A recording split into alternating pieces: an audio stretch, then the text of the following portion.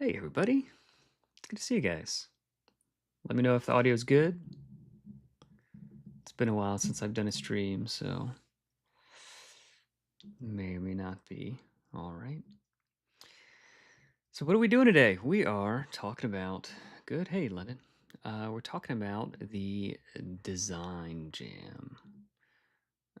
Computer cam. There we go. We're talking about the design jam today, guys. We just launched the third Nimble design jam, and it's been I think less than a week, and we've already got more entries than all of the entries combined for the past two design jams over the over the 2 months that those ran. So I really appreciate the enthusiasm. I'm looking forward to going over these. I haven't looked at really any of them yet, but I'm really excited too. If you don't know, the box set has been released. We got the box sets.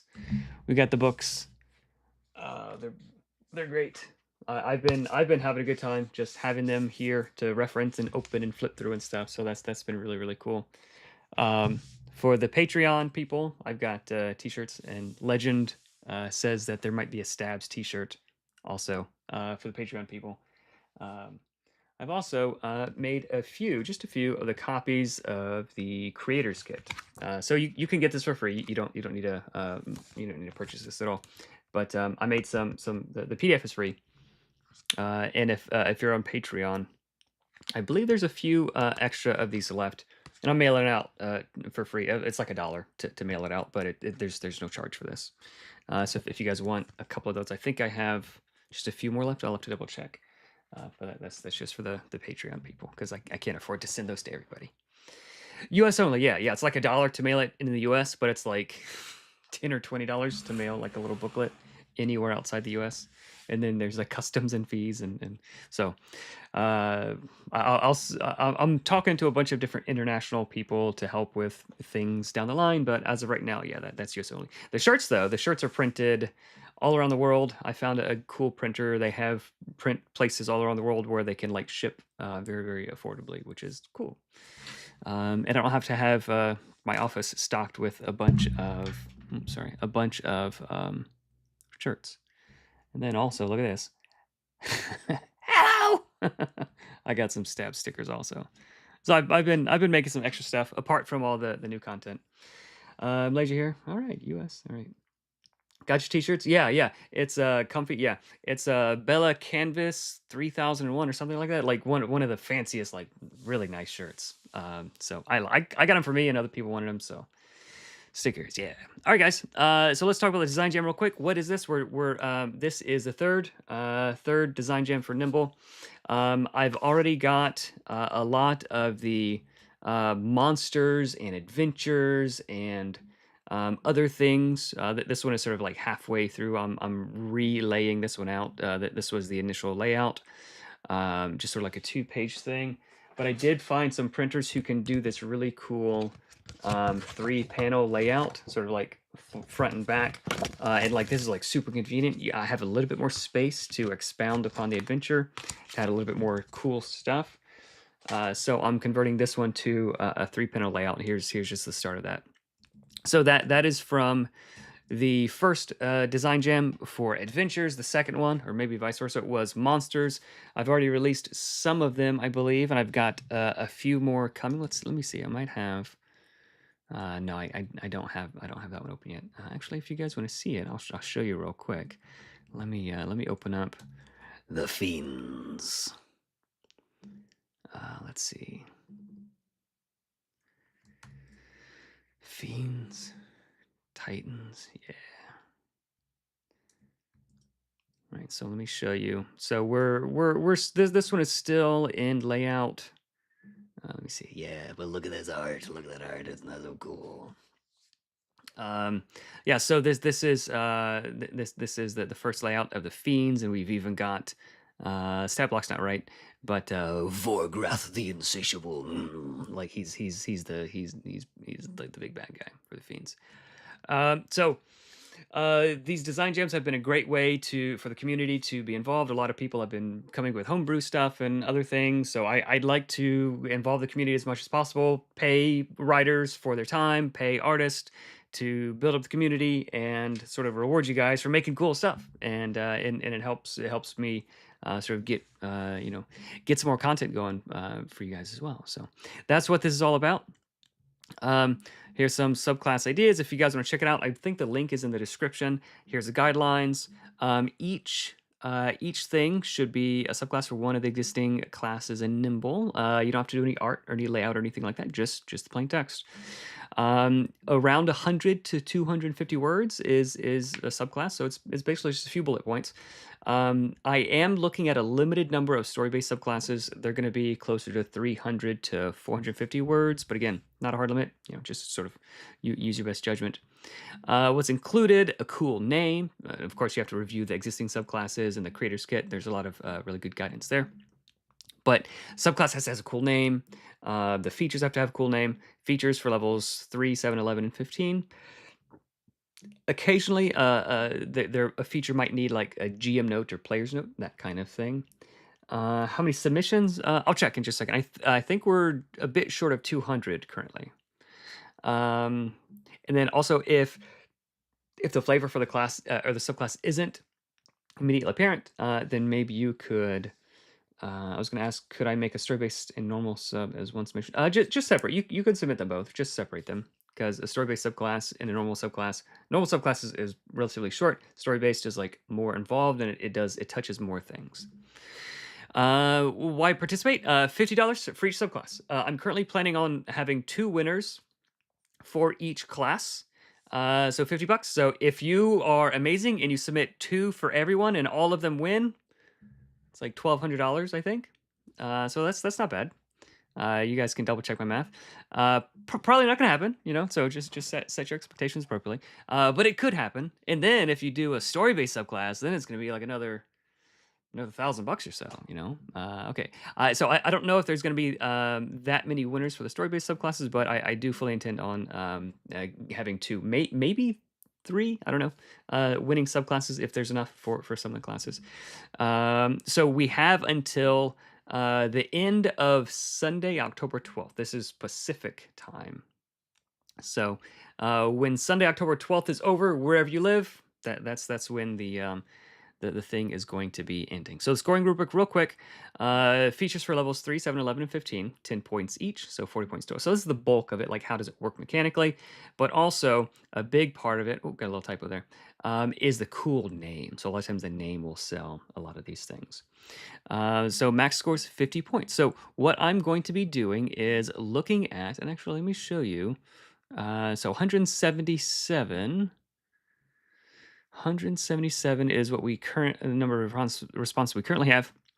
So if you want the highest chance of winning, you want to submit classes that have the fewest number of submissions. That makes sense, right? So currently Commander has the fewest, 10. There's 10 submissions for Commander. Hunter has 12. Mage has 17. Oathsworn has 14. Shadowmancer has 14. Shepherd has 15. Ooh, Shepherd was the lowest. There's been some new Shepherd submissions. Songweaver at 11. So Songweaver and Commander are both sort of the lowest currently. Stormshifter 13. Zephyr 15. Other, this is the for the Hexbinder. For the Hexbinder and for the Artificer. I think I've got Artificer up here. Let me see if I've got Artificer. For the new Artificer class, the beta of that is out, or the alpha of that is out on Patreon, and this coming week I'm going to be releasing an updated version of the Artificer. So if you have that and you want to submit some subclasses for the Hexbinder or Artificer, you may. But I get that that's not something that everybody has. So if you guys want to focus on just the ones that you have, that's fine. So between the Artificer and Hexbinder, there's only 12. So those two probably have the lowest submissions. Berserker, coming out of nowhere, has 24 submissions. The cheat, 20. Okay, so that is sort of the breakdown of the submissions. I'm going to, so you guys feel free to I think you can @me here in the YouTube chat. If you're here, you want me to look at yours first, please put the name of the subclass in there, and I can search it. I've got all of the submissions open right now. Yeah, that's a lot. It's not even been a week yet. So while I'm waiting for you guys to To do that, I'm going to go ahead and just start with the first one here, the Oathsworn, Necrocia's Oathsworn, Oath of Atonement, which also just sounds really, really cool. No one is perfect. Perhaps your own sins set you on the path of atonement, or perhaps it was the sins of another for which you feel responsible. Regardless, you will right the wrongs committed, and if it costs you your life in the process, so be it. Cool idea. I'd refine the flavor a little bit, but I like where you're going with that. Okay, level 3, Aura of Determination. You have advantage on saving throws. You guys can see this, right? Is this big enough to see? Standing within, Remnant. All right, we'll do that one next. You have advantage on saves. So in Nimble, it is there's no saving throws because that just sounds weird. It's just saves. You have advantage on saves against charmed. You have advantage against charmed against being charmed and frightened. All right, so look, we're slimming it down. Use fewer words. And we could just say you have advantage against charmed and frightened. There we go. Gain an aura with a reach of 4. Your lay on hands has a reach equal to the reach. I would rephrase that, but okay, this is a cool idea. So you can lay on hands usually reach 1, but yeah, increasing it to reach 4. That is pretty cool. I like that idea. Level 7, my life or yours. Love that. Once per turn, give yourself 1 wound to restore your lay on hands healing pool by an amount equal to. So I would just say, give yourself 1 wound. So I'd say gain 1 wound. See, we're removing words. Gain 1 wound. Then regain 2x level lay on hands.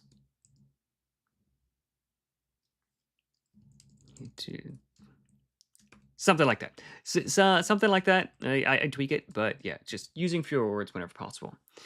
I like that. That is cool. So here we make it. You know what I might even do is you have friendly creatures within your aura. So gain an aura with reach 4. Friendly creatures within your aura have advantage against charmed and frightened. That's even cooler. It's because like you want to keep your boys close to you, but on the other hand, there are some creatures that do like AOE, and so like you have to be careful about clumping too close. That's pretty neat. That might incentivize it too much. I don't know, but I do really like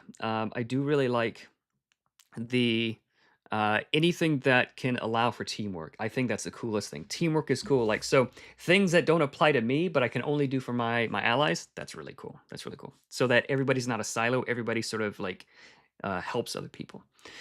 Purifying Presence, your Radiant Aura and Sacred Decree. Your Radiant Aura Sacred Decree now ends 1 harmful. Okay, let's see. Heroes. I have heroes. Oathsworn. Let's see what the Radiant Aura Sacred Decree. Action end any single harmful condition or effect. Okay. So that in general, I don't like referencing other things for a subclass. So initially, for the cheat subclasses, this pocket sand and cunning strike, they were just abilities that any cheat. So like whichever subclass you picked, you could pick pocket sand or cunning strike, but like this, like the subclass made it better.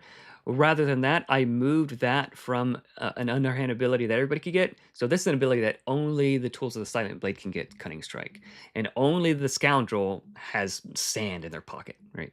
So rather than referencing something, because what if I picked this subclass but I didn't pick the Radiant or a Sacred Decree, right? What if I didn't pick that? So now ends 1 harmful condition or effect on all willing creatures within your aura. It's a cool idea.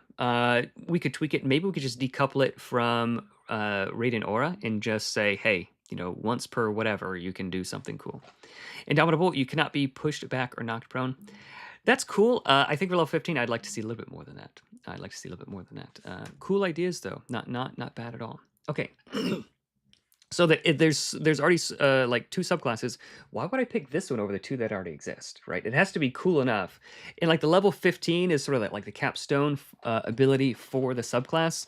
So like, reach for it, like do something cool. Like I would err toward being too strong and too cool than like, okay, I can't be pushed. Like, well, how often are you being pushed anyway?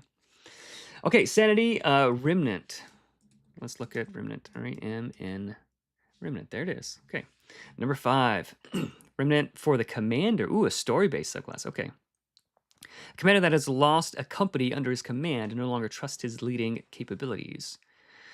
Your battle orders are empowered, but no longer work on allies. Okay.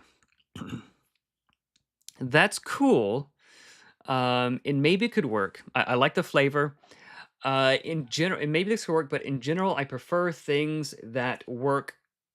Like I prefer teamwork things rather than like I'm a solo guy.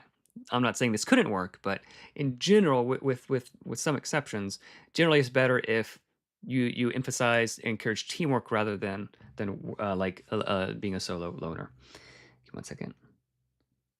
All right. All right. Change battle orders. Face me, riposte. Reaction when crit. Attack that enemy. We might have to clarify what attack that enemy means. Like, what if you're crit by a ranged attack or something? Do you run over there? Does it cost? Does it cost me movement and yeah, I think about that. Move it. Battlefield awareness. You roll initiative, and let me just refresh my memory on what the battle orders are for the commander. And I'm glad that I added these bookmarks to it because battle orders, commander's orders, changed battle orders. I'm not missing something, right? Face me. Am I dumb? Face me. Oh, commander's orders. Okay, gotcha. Move it. You roll initiative with advantage and can move once for free on your turn. Okay, that's kind of cool. Hold the line. Not again. Once per encounter reaction, when an ally drops to 0, frighten that enemy until you drop to 0 hit points. Okay. Why would not again frighten an enemy? I'm not sure.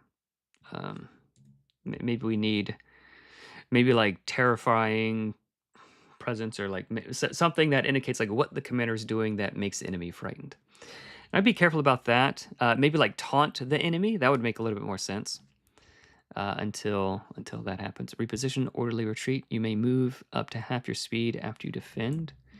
Reposition.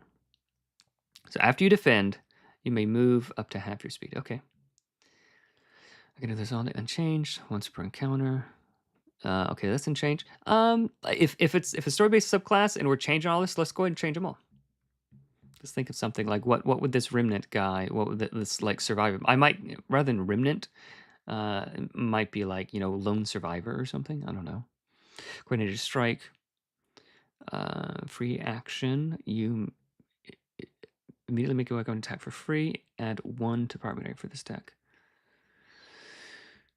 Once per round. Okay. I'm not sure about that since it is limited. The coordinated strike. It's a maximum of once per round, but it's not. You can't do it every round.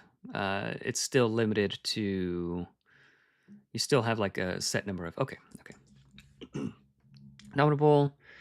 Adrenaline, free action.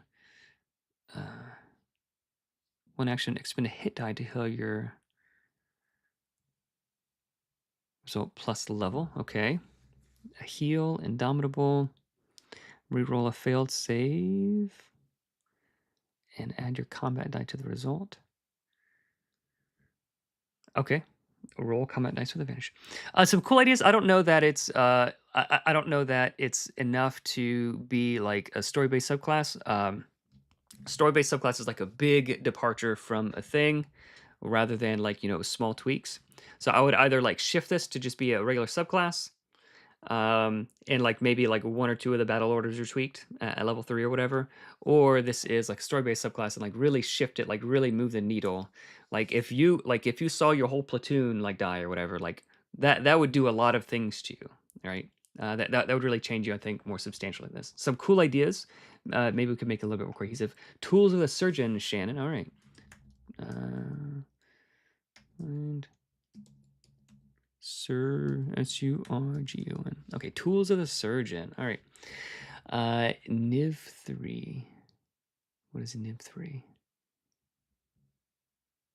I don't know what Niv 3 is. Surgeon's Tools. Safe rest.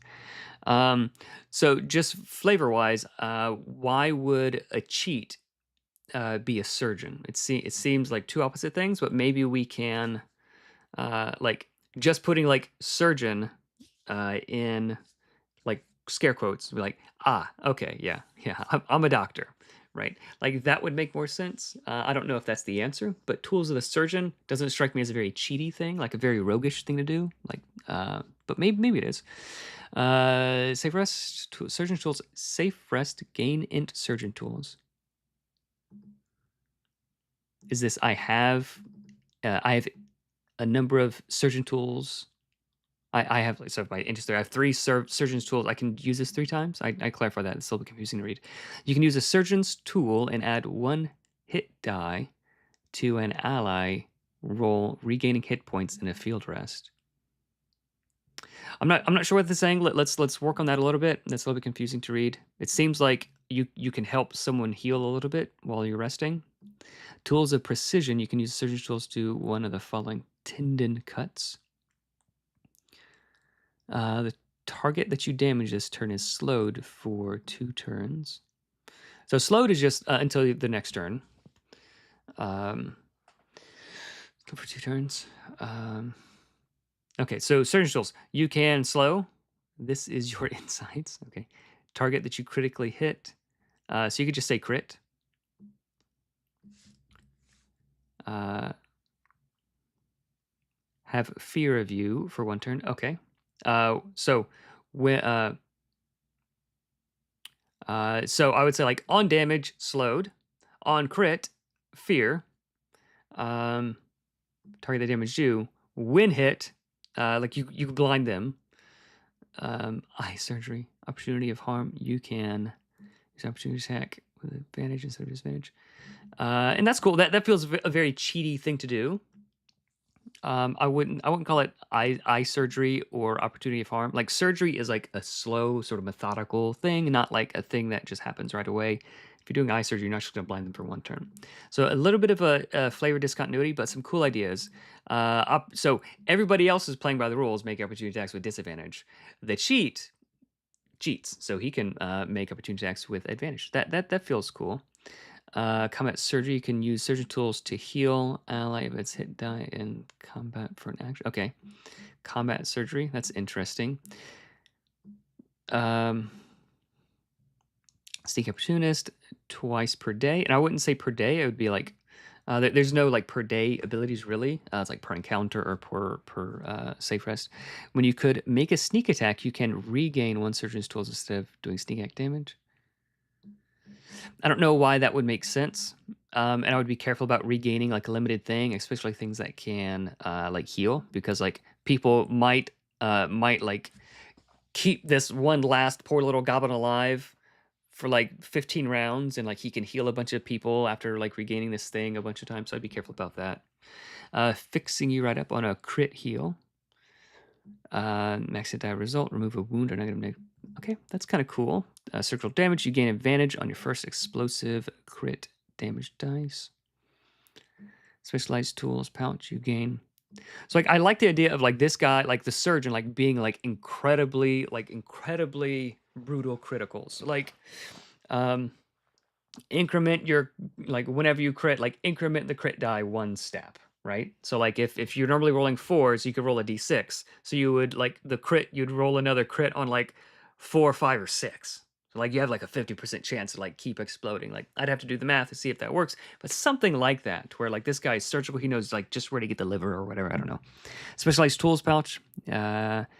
Miraculous hands. Yeah, some cool ideas. I think it needs to be a little bit more cohesive, a little bit more easy to understand. There's like a lot going on here. There's a lot going on here. Is my first initial reactions. Shell Dog would love to love mine. Invoker of the Blade. Of the Blade.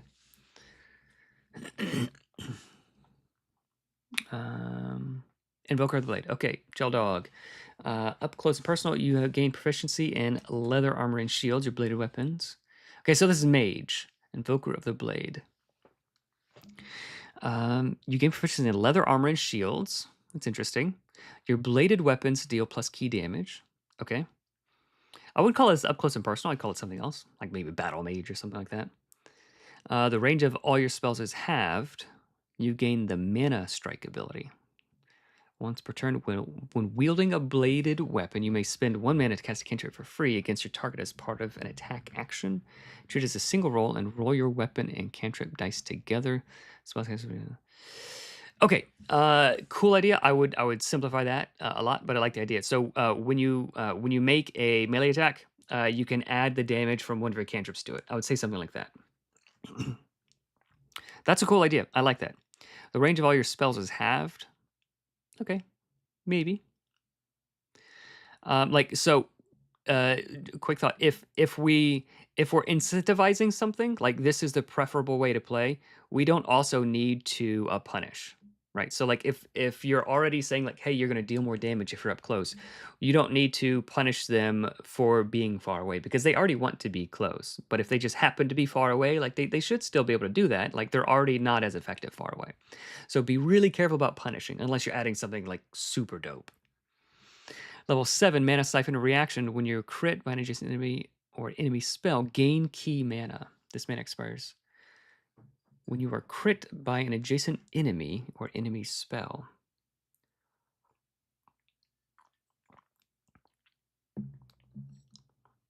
I would just say when crit, gain some mana. Like when you're crit by this with that, or by this thing with this other thing, like there's too many things to remember. Like it's easy to remember when crit. But maybe that's not the vibes we're going for, but just having like this, like when crit by an adjacent enemy or an enemy spell, like that's just like 1 or 2 steps too much to remember for it to be like not fiddly. That's kind of cool. Like it makes sense that like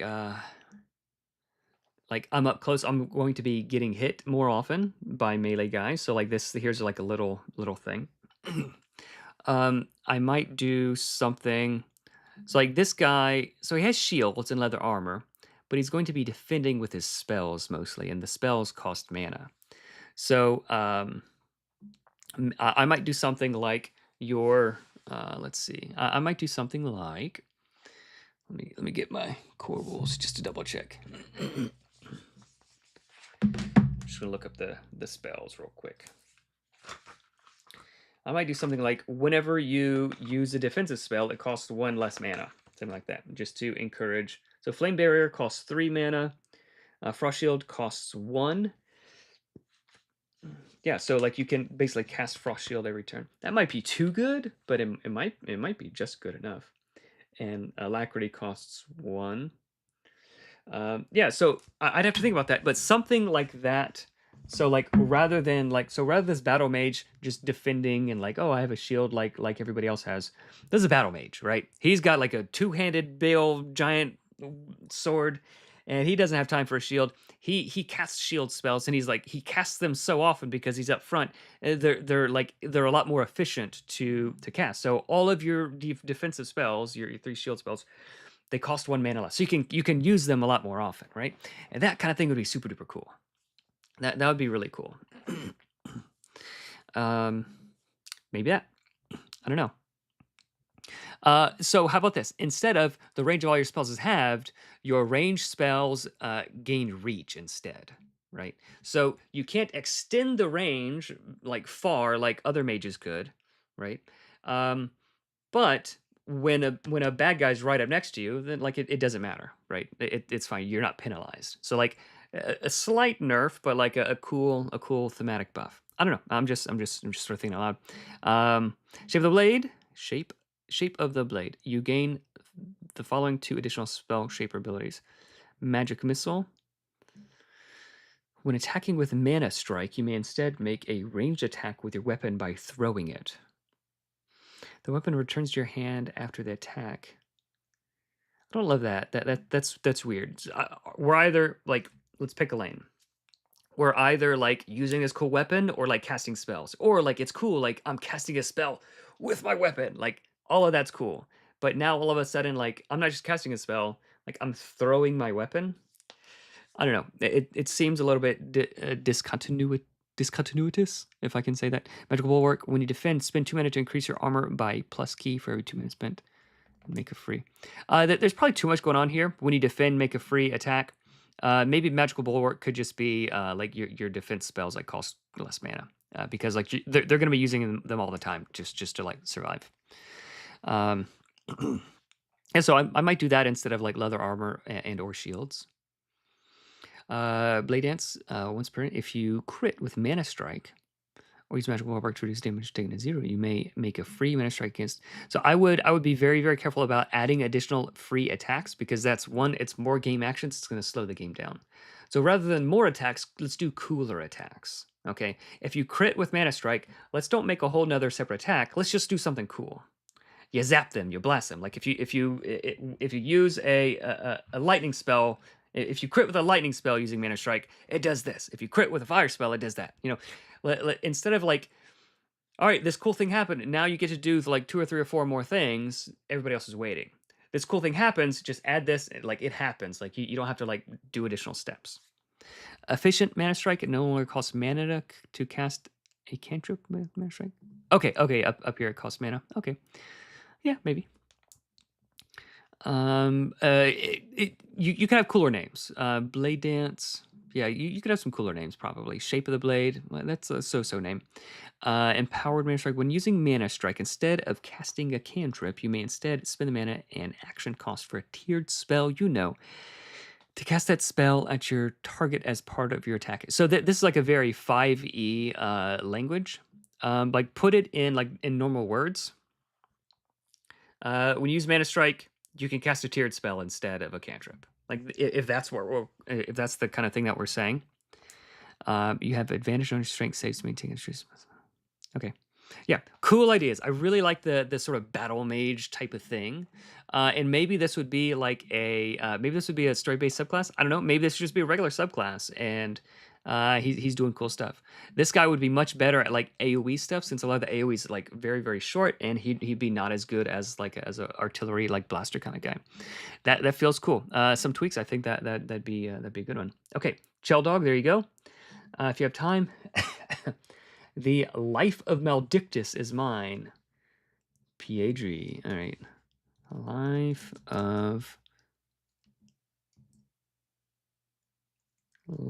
Mal. There it is. Life Maldictus Shepherd. Name Life Maldictus. I don't know. Shepherd who is dedicated himself to life itself, but in a paradoxical form, every care given to others nibbles away at a fragment of his own suffering. Where there are others are content to soothe wounds, he literally bears the burden of their commitment. So, it's a little bit too wordy here. Like, let's get to the point. Like, what are the vibes I'm going for?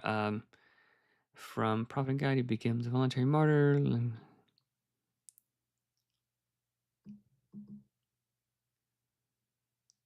Okay. Like, yeah, maybe just this last sentence, or like, take 1 or 2 of these words here. Bearing the burden of others, means sacrificing like your own, like whatever, something. That might be cool. I would definitely tighten this up. Curse of Life, special mechanic. You don't need to say special mechanic. You gain +2 maximum wounds. Okay. Whenever you use a subclass ability, you gain charges of curse, depending on the power. When you reach a number of charges equal to your will, you suffer 1 wound, and your charges are reset. All charges reset when I say price. Okay. Vital bond. So this is confusing. Just at first glance. Uh-oh. Maledictus.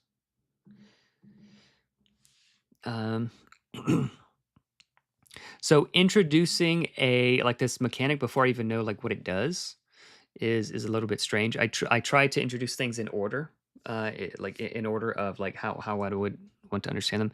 Photo bond once per encounter. Bind an ally within range 6 for 3 turns. Each time they take damage, you can absorb up to half of it. Instead, each time they regain hit points, you regain 1d6 hit points. You may expend 1 use of Searing Light to bind an additional ally. So there's too much going on here, I think.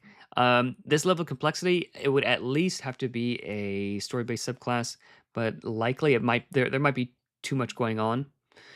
So you're gonna bind yourself, and then binding does something when you bind, right? Charges. Curse of Life plus 1 charge. So I'm confused about what's going on here. I don't know how that would work. And then each time they regain hit points, like I have to find and roll another die. This feels like too many steps. Curse of Life plus 1 charge. I'm not sure what that means. Suffering deviation, will times per encounter. And so I'm trying to just go through this quickly. So like I'm sure if I read through this 2 or 3 times, I would get like this and all of the other things. So I hope I'm not being too flippant or anything. I'm just trying to go through it quickly. These are just like initial reactions.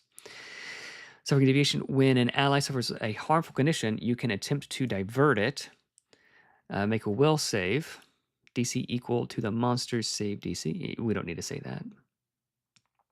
Good. Monsters don't have save DCs generally.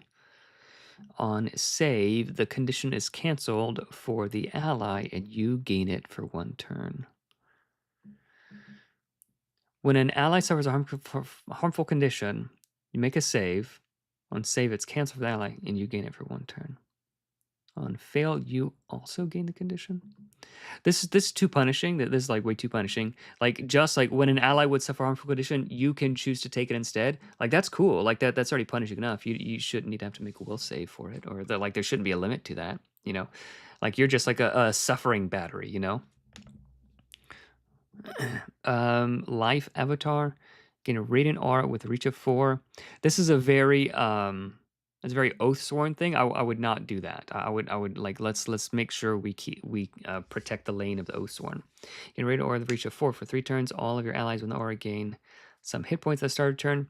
I wouldn't do that. So like if you're playing with 5 people, 5 times every round you're firing a d6, you're rolling a d6. They're asking you, oh, what was your will? Okay, I'm gonna add, I'm gonna roll the d6, find it, add your will to it, and then like write it down. And it's at the start of their turn. So if anything, this should be at the end of their turn. So like my turn's over, nobody's waiting on me now. Now I'm gonna do this thing, right? So think about how it's going to work. Like none of the players at the table can even start their turn until every one of them have done this thing. So let's be careful about that. Your radiant spells cost 1 less mana. Yeah, Brief Resurrection, Curse of Life, 2 charges. So I don't know what Curse of Life plus 3 charges means. Brief Resurrection. We could probably do the same thing, like whatever you're trying to do here. We could probably do the same thing without this added complexity. Just gain a wound. Like if you already increase the wounds, like the wounds is already this charges thing, maybe. Brief Resurrection, once per save first reaction, when an ally would drop to 0 points, you may set their. That's probably not good enough for a level 15 thing, and a couple of classes already have abilities like that, and I believe the Shepherd already has. There's a couple of Radiant spells that are similar. So some cool ideas, a little bit too complicated, a little bit too wordy, and we could probably streamline it a little bit, but some cool ideas there, Pietri. I hope that's helpful. I'd love a review of any of mine. Stormshifter, Circle of Wing and Blood. Okay, Wing and Blood. That sounds cool. I will just tell you that much. The Pebble. Circle of Wing and Blood. There are tales of some druids and shamans who, though bitten, have resisted the call of night. Ooh! Is this a vampire, buddy? Though the bite never heals, with nature as my guardian, the thirst does not guide my hand. The thirst does maybe like the thirst does not force my hand, or like the thirst does not control me, or something. Like guiding my hand seems like nice, but like this doesn't feel nice. Though garlic stings when the sun in my back, I won't turn to the dark. If I'm dead, I shall be the joy. Okay, yeah, that's cute. So this is like sort of serious and somber. This one is like a little bit goofy. This middle one is a little bit goofy. If undead, I shall be, and this one is sort of like King James version. The joys of life denied, the wild will I still live by my side. Yeah, let's pick a lane. If we're going like campy horror type of thing, then this. Like too bad I can't eat garlic bread anymore. If we're going like so like the shepherd has like this sort of vibes of Elizabethan English type of thing. But like maybe this one would probably feel the most storm shifty. Level 3, learn necrotic school spells. Face of fear, crit on attack spells, frighten the target. That's interesting. Let's go to storm shifter.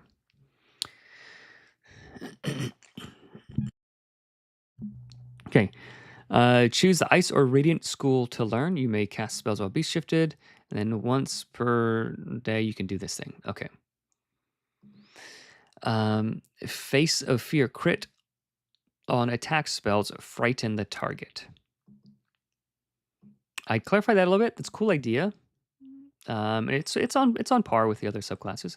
Becoming the beast. Winged chimeric boon is now free. Oh, okay.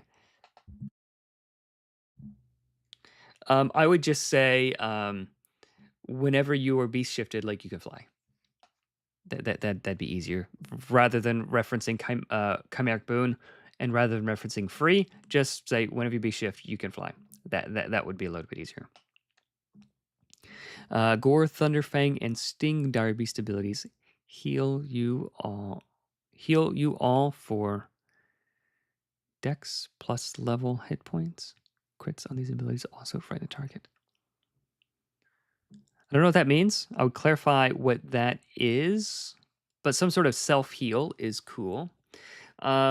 So this is feeling like so the current two Stormshifter subclasses like lean heavy into this is like caster, and the other is sort of melee, and they can sort of like still dabble, of course, but like they lean in this direction. This one feels like it's halfway in between, which might be cool. Like they fill in where it's needed. Yeah.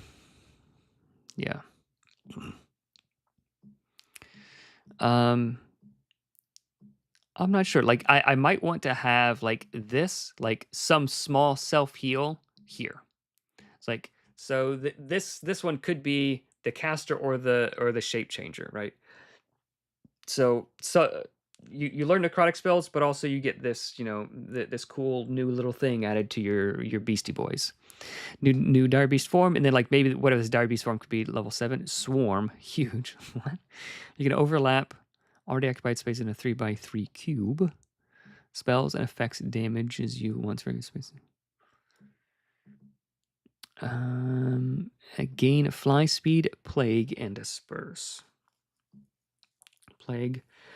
So this one person changing into like a bunch of things feels a little bit weird. I don't know that I like that. Plague. Action 1d4 plus level to all enemies in spaces you occupy. Crits frighten. Disperse. Action become untargetable. I like that this thing has a theme of frightening. Like I don't have to keep track of a lot of conditions, only just this one.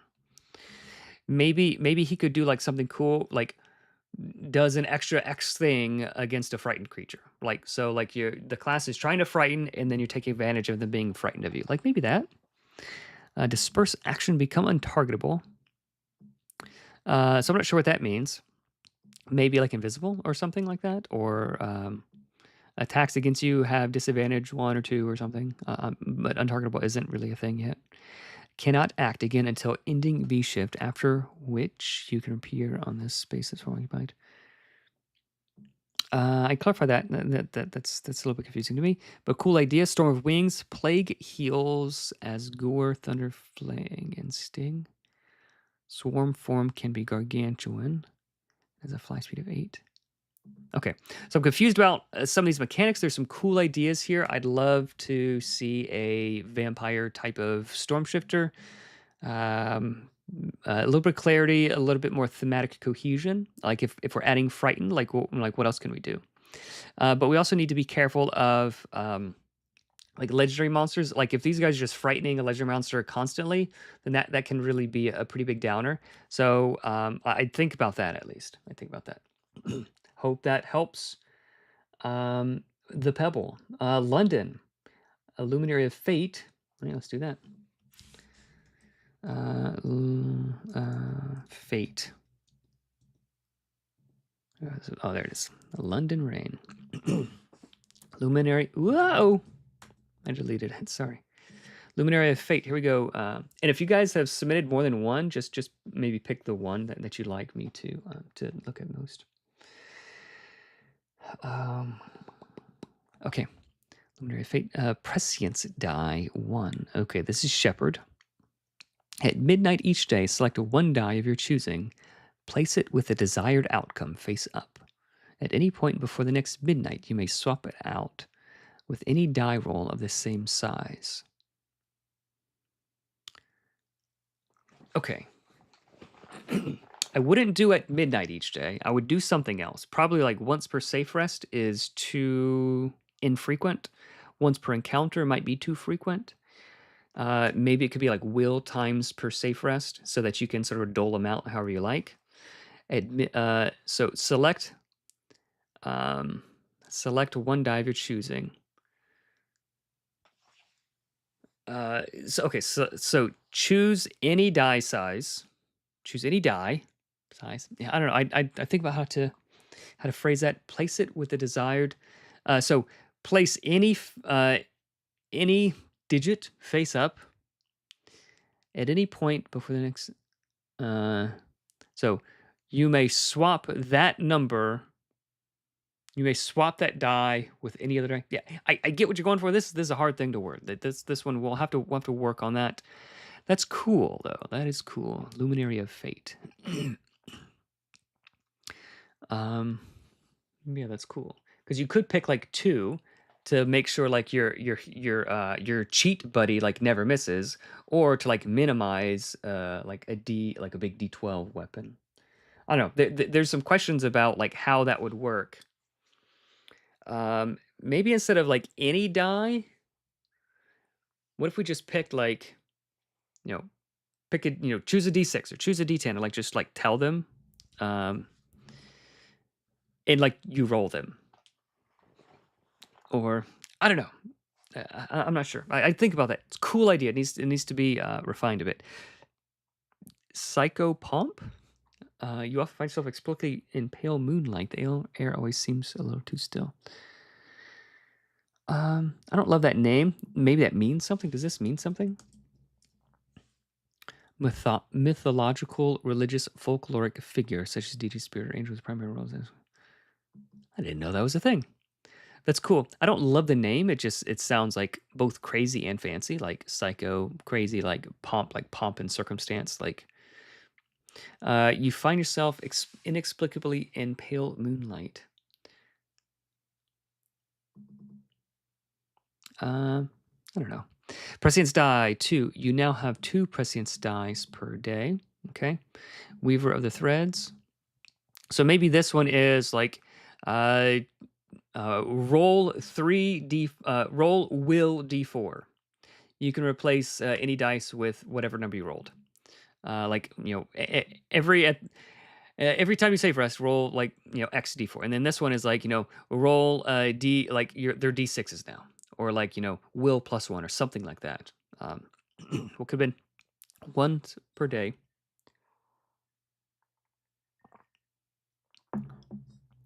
Once per day, you redo part of a moment of a non-combat encounter. That's a really cool idea, really cool name.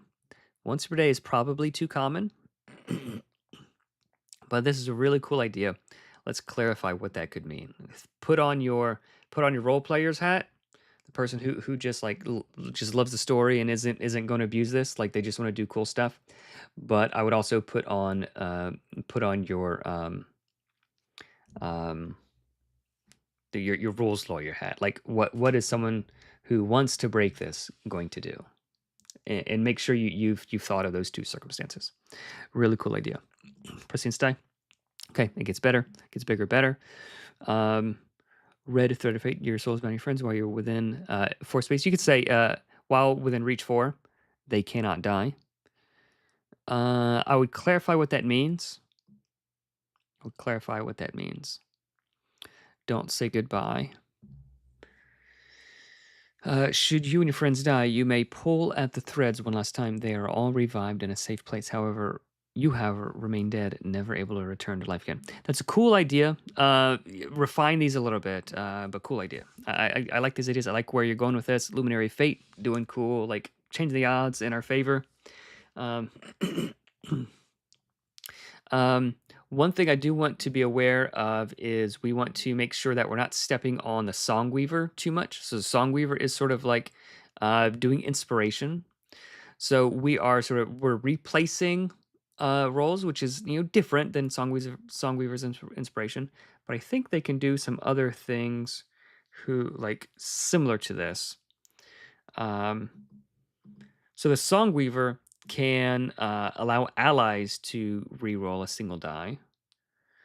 And then the Hexbinder, let me see. The Hexbinder can do something similar.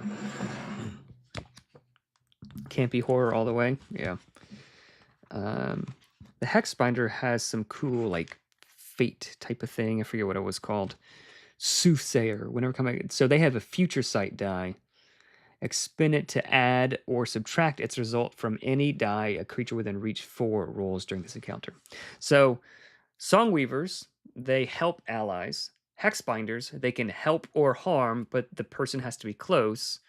Maybe the Fate Weaver can just like change out any die. I don't know. Whenever there's like similar mechanics, they should be like distinct mechanically to protect the lane of other classes, and so that we're not confusing what this class is supposed to be doing. Yeah. Maybe if, since this is for the shepherd, maybe if you could like loop in somehow either thematically or mechanically, the life binding spirit could do this kind of thing or that kind of thing. Like that would make it feel much more shepherdy rather than like witchy or bardy, if that helps. Okay. Hope that's helpful. Cool ideas though. We have Uh-oh. Things scrolled on me. Give me 1 second.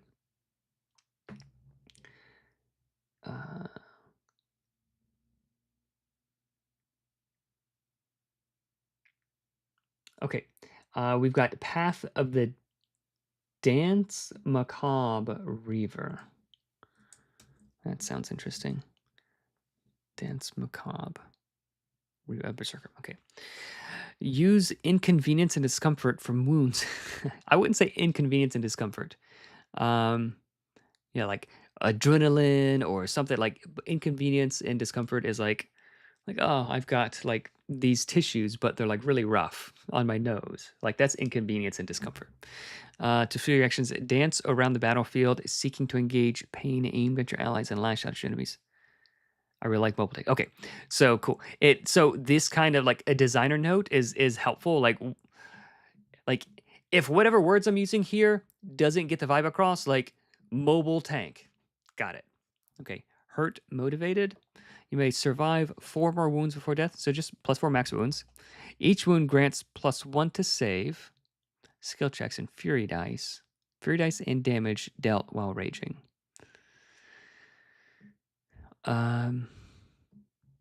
What would +1 fury dice mean?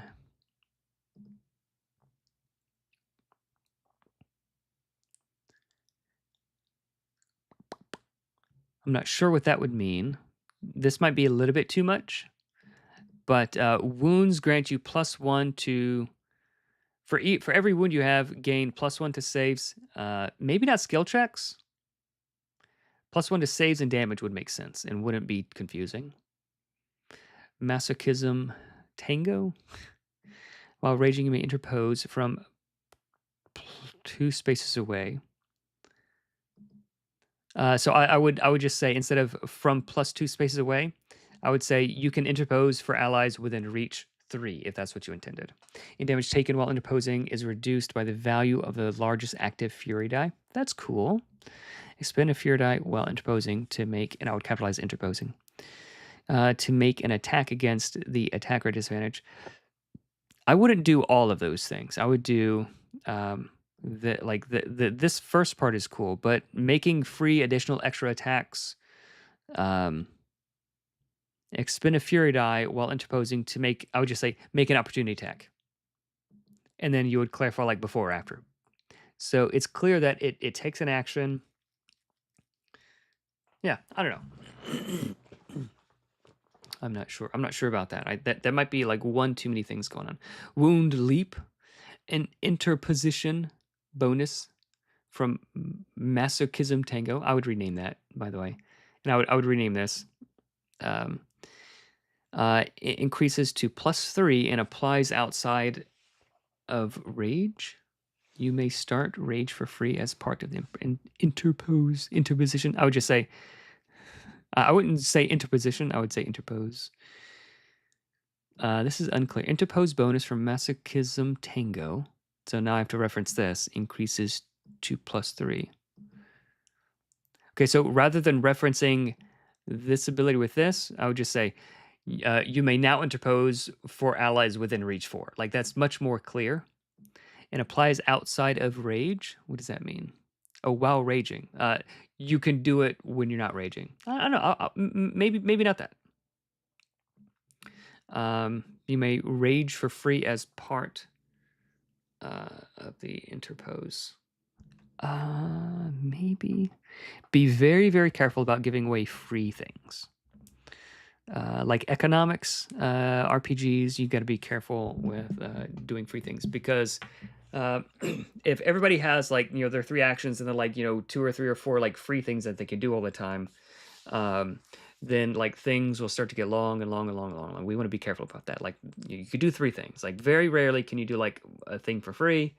Like, be super careful about this. And I'd be careful also about leaning too heavy on interposing, because that is sort of the oathsworn's thing. Oathsworn could do it, and they could do it for free, and they could do it for longer. So we want to be careful about not like, oh, this is the oathsworn berserker, right? They can interpose, and like they can reduce damage when they interpose, and they can do it for free. All of that kind of stuff is starting to just feel like, oh, why don't I just play the oathsworn? So I'm playing oathsworn, but I can't cast radiant spells. Ecstasy of Pain. Attacks made with Masochism Tango are no longer done at disadvantage. Once per turn after being damaged, you gain advantage for next attack, skill check, save. Okay, so one thing, what if the GM just attacks the berserker? Then they can't do any of their cool things, right? So we want to make sure that this guy can do their cool thing, whether or not the GM plays along, or whether or not the GM knows. Like when I'm GMing, like, I don't know what in the world choices my heroes, the players like picked. Like, I don't care. Like, they could do whatever they want to do. Like, that's up to them. But like, if I just don't know, like, oh, all of Joseph's cool choices that he made, like, depends on me not attacking him, but attacking the other guy, so get interpose and turn into a blender. Make sure that he can still do cool stuff, even in different situations. Interpose, yeah. So everything has to do with interpose, which, like, what if his allies just don't want to be next to him all the time? Increase +4 once per round. You may interpose free. Yeah, I would definitely not do the interpose for free. That is very much an oathsworn thing. So a little bit some cool ideas, but I think this is like way too close to oathsworn how it is already. I hope that helps. Herald of the Fairies. All right, let's see. I like the idea of that. Fairies. Herald. of the Herald of the Metal. Maybe we have to refresh of the. I'm not seeing Herald of the Fairies. F-A-E-R-I-E-S. I'm not seeing that one. Zach James, if you want to try that one again. I don't see Z-A-K. Yeah, I'm not seeing that here. I don't want to just miss it. Let me unhide columns. Z-A-K. Okay.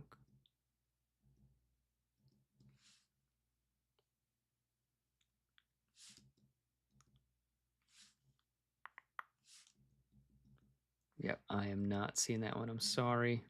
If you want to try again, I will. I can maybe take a look at it. Hide columns. You guys tell me if this kind of feedback is helpful. I'm trying to give like broad feedback that can be useful to everybody, even if I don't get to your particular thing. Gunslinger. Okay. Find Gunslinger.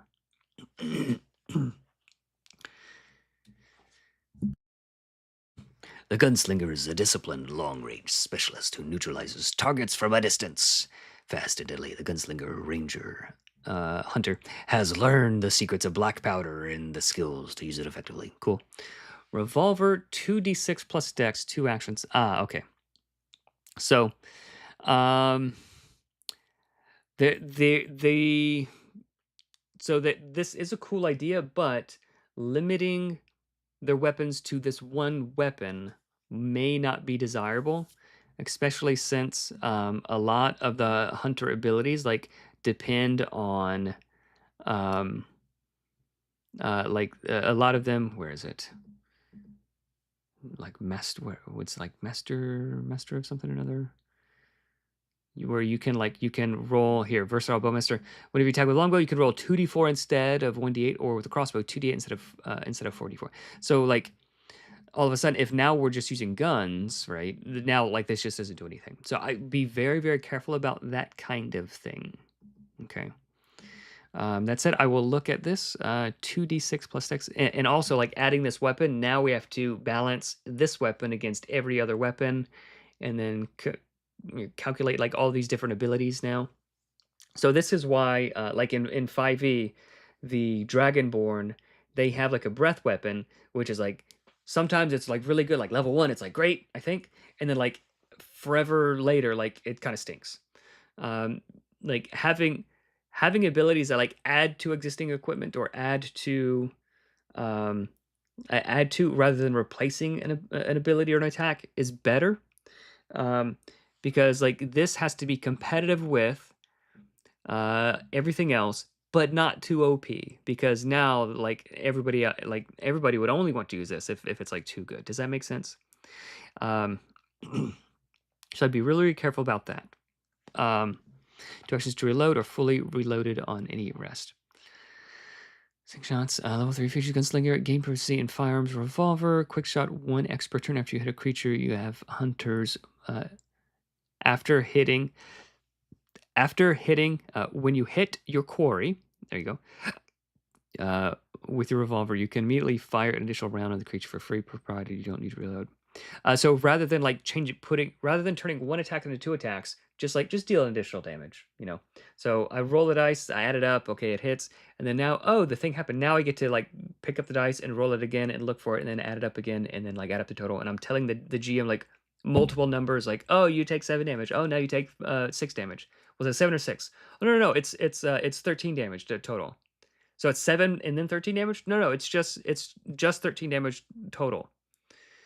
Okay. Well, this guy has medium armor, and then you have to like, oh, so like rather than having like additional steps, see if you can just sort of bring it all into one thing, right? So, in the let me pull up. Give me 1 second, you guys. Let me pull up the creator's kit.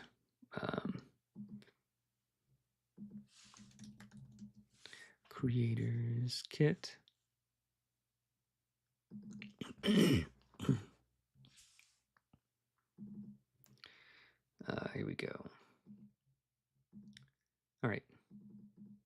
The very first page. Can I do this in fewer steps? This is possibly the most important thing. So like any fiddling. So if you guys have ever found Gloomhaven, like this is like such a cool this board game. This is like such a cool board game.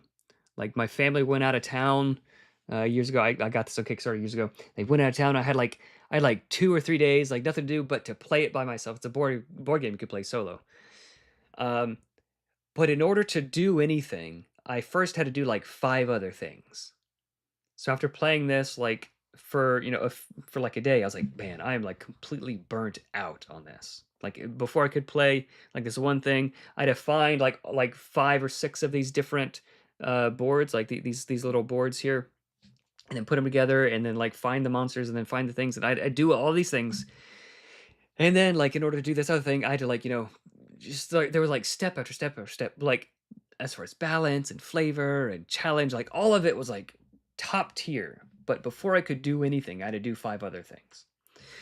Not Gloomhaven at all. It's just like how a lot of board games are in general.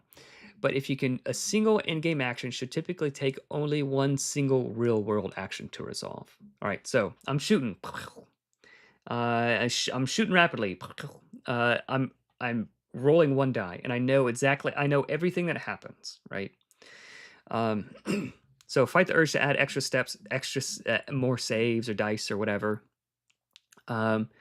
Ask if it could just happen, or happen automatically when something else does. So if you haven't read through the creators kit, make sure you do, because like if I see like there's probably by the time all the entries are in, there's going to be 2 or 3 or 400.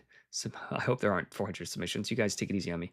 There's going to be a lot of submissions. So if I see like mechanics where it's like, oh, you make an attack and then the creature makes a saving throw, and like I'm just immediately like I'm not going to keep reading. Like, okay, like this person didn't read and like, no offense, I hope you understand, like this person didn't take time to read the creator's kit. Like there's like 398 other submissions that like I need to get to also. Just like if you submit a resume and like you misspelled Home Depot or whatever, like you're applying to Home Depot and you misspell the name of the company, like, all right, well, we'll file this over here. Yeah. I hope that's helpful. So can you do it in a fewer steps? Can you make the calculation easier? Make sure you guys are checking out. Yeah, Gloomhaven is cool. They fixed a lot of this, I think, in like the Jaws of the Lion and like other things where it's just like a book you can open. So like, we all stand on the shoulders of giants. You master the art of quick reloading revolver now only takes a single action. So I would probably, rather than making this a hunter, this would have to be like its own class, probably. Or maybe this would be better suited for like an artificer. And it's the artificer's not out yet. It's still an alpha beta. This feels much more artificery than anything else. So I get that we people like a lot of these things, but I don't know that this works for the hunter, because the hunter, just as a class, has very different mechanics. They want to use bows and crossbows, and they want to like they're shooting things, and the enemy comes up to try to smack them, and then they roll away, they tuck and roll, they'll slice you with their scimitar and roll away, and then shoot you with a bow and arrow again. So maybe I don't know. All right, let's keep going. Tools of the Stormblade. That does sound cool. Story-based subclasses. Stormblade, the cheat, Stormblade cheat. I thought this was gonna be like Commander or Berserker, of course. Certainly. Stormblade is a cheat who discovers that cunning sometimes is enough, perhaps defeated by a spellcaster, ? An impoverished child who couldn't get into an academy, ? A magical tome taken in a heist, regardless of the cheat, and has access to narrow but powerful lightning abilities. Oh, okay. I thought this was just like a dude who was just like whirlwinding around, like it's not a storm of blades, it's zappy blades. I got you. Spark step. Gain a Spark Step utility spell. Okay, Bolt once per turn, one action. Teleport adjacent to a creature. Hit by a dagger attack this turn. Make an additional melee attack.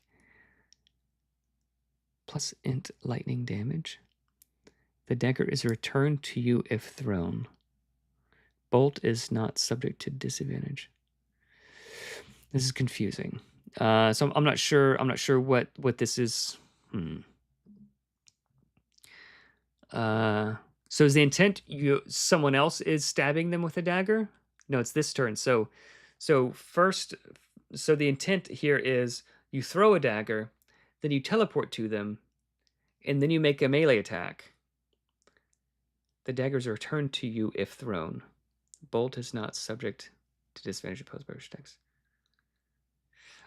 I'm not sure about that. Daggers can be thrown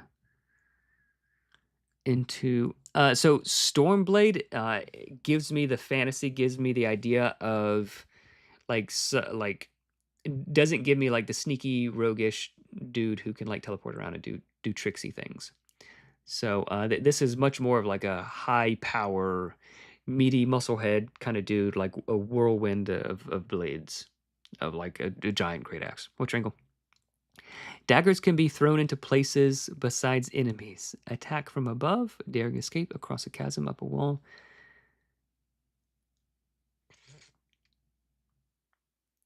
I got you. Okay. So rather than gain the Spark Step utility spell, I would just say Spark Step. You can teleport to your daggers. Or something like that. Like dagger. I would call it Dagger Step, you know? Rather than so like if you're playing the cheat, now you have to like you may have never even opened up the so like we want someone to read this and immediately go like, I understand it and I like it. So if you're playing the cheat, you may have never even looked at any of the spells, much less the utility spells. So rather than like making someone look up the utility spell to see if they like it or in order for this to make sense, just say you could call it something else so that you have a little bit more leeway about what this Spark Step does. Like this could be like Dagger Step or whatever.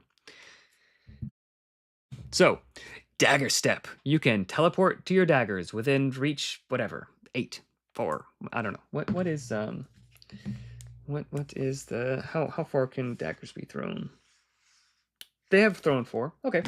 Yeah, so you can teleport to your daggers within reach 4. That's cool. Like that's a cool thing, and it makes sense. And then you have like this thing. Daggers could be thrown into places besides enemies. I'd rephrase that, but it is cool to clarify the intent in case that was yeah. Okay. Out in a flash. Twice per encounter reaction, reach 2. When you defend against melee attack, creatures within reach make a strength saving throw. Failing creatures are blinded until the end of the next turn. Okay. Excuse me. Okay, so this is reminding me of the cheat and Pocket Sand. Okay, twice per encounter, you got to collect more sand. When you defend against a melee attack, blind the attack. So it just happens. So that there's no strength save. Like this just happens. Again, going to rule number 1 in the Creator's Kit. Can I do this in fewer steps? Okay. So if we're going to apply that here, where was it? Out in a flash? Spark Step? Out in a flash. Reaction. When you defend against melee attack, creatures within reach make a strength saving throw or blind. So this is basically this is identical to Pocket Sand. So or essentially identical with Pocket Sand. So I would rework this. One, like ignoring that it's the same as Pocket Sand, I would rework this to not require strength saving throw because like they're already doing a thing and you're doing a thing. So now the GM has to do a thing and then you tell the GM what happens. It's too many steps. They attack you, you're blind. Like it just happens, right? There's already a limit of like it has to be a melee attack. Why would it be reach 2? Creatures within reach. Oh, it's all creatures. So you blind everything within you. That's cool. Yeah, don't have a strength saving throw because if an ally's next to you, like then they're blinded too. Okay. So that said, you probably want to avoid the feels bad of like my ally is ruining my fun, right? You only want your fellow heroes to make your fun more fun. Okay, so I would definitely avoid anything that like steal hit points from one of your friends. Like no. Like make your friends miss their next 3 attacks. No. Like let's don't do that kind of thing. Um, out in a flash, maybe you teleport away. So rather than blinding people around you, you teleport away. Like this dude is all about teleporting. Maybe that's it. I don't know. And then also to avoid the whole thing of like, all right, before combat starts, I'm going to throw a bunch of daggers all around the battlefield so I can teleport anywhere I want to.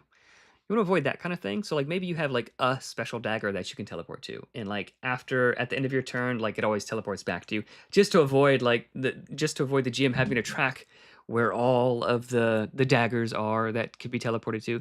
Like you got to think of like, you know, players are creative enough to like, oh yeah, I'm gonna carry around a bag of rats to to like make this ability always happen. Like players will do that kind of stuff. It's not fun. We don't want to incentivize unfun things. Deft and distant strikes. That's a cool name. Thrown daggers and bolt reach improves to 6. Dagger storm. Int times per safe rest 1 action. Throw dex number of daggers at creatures in reach. Creatures. What is the reach? Oh, just reach 6. Creatures hit take an additional int lightning damage.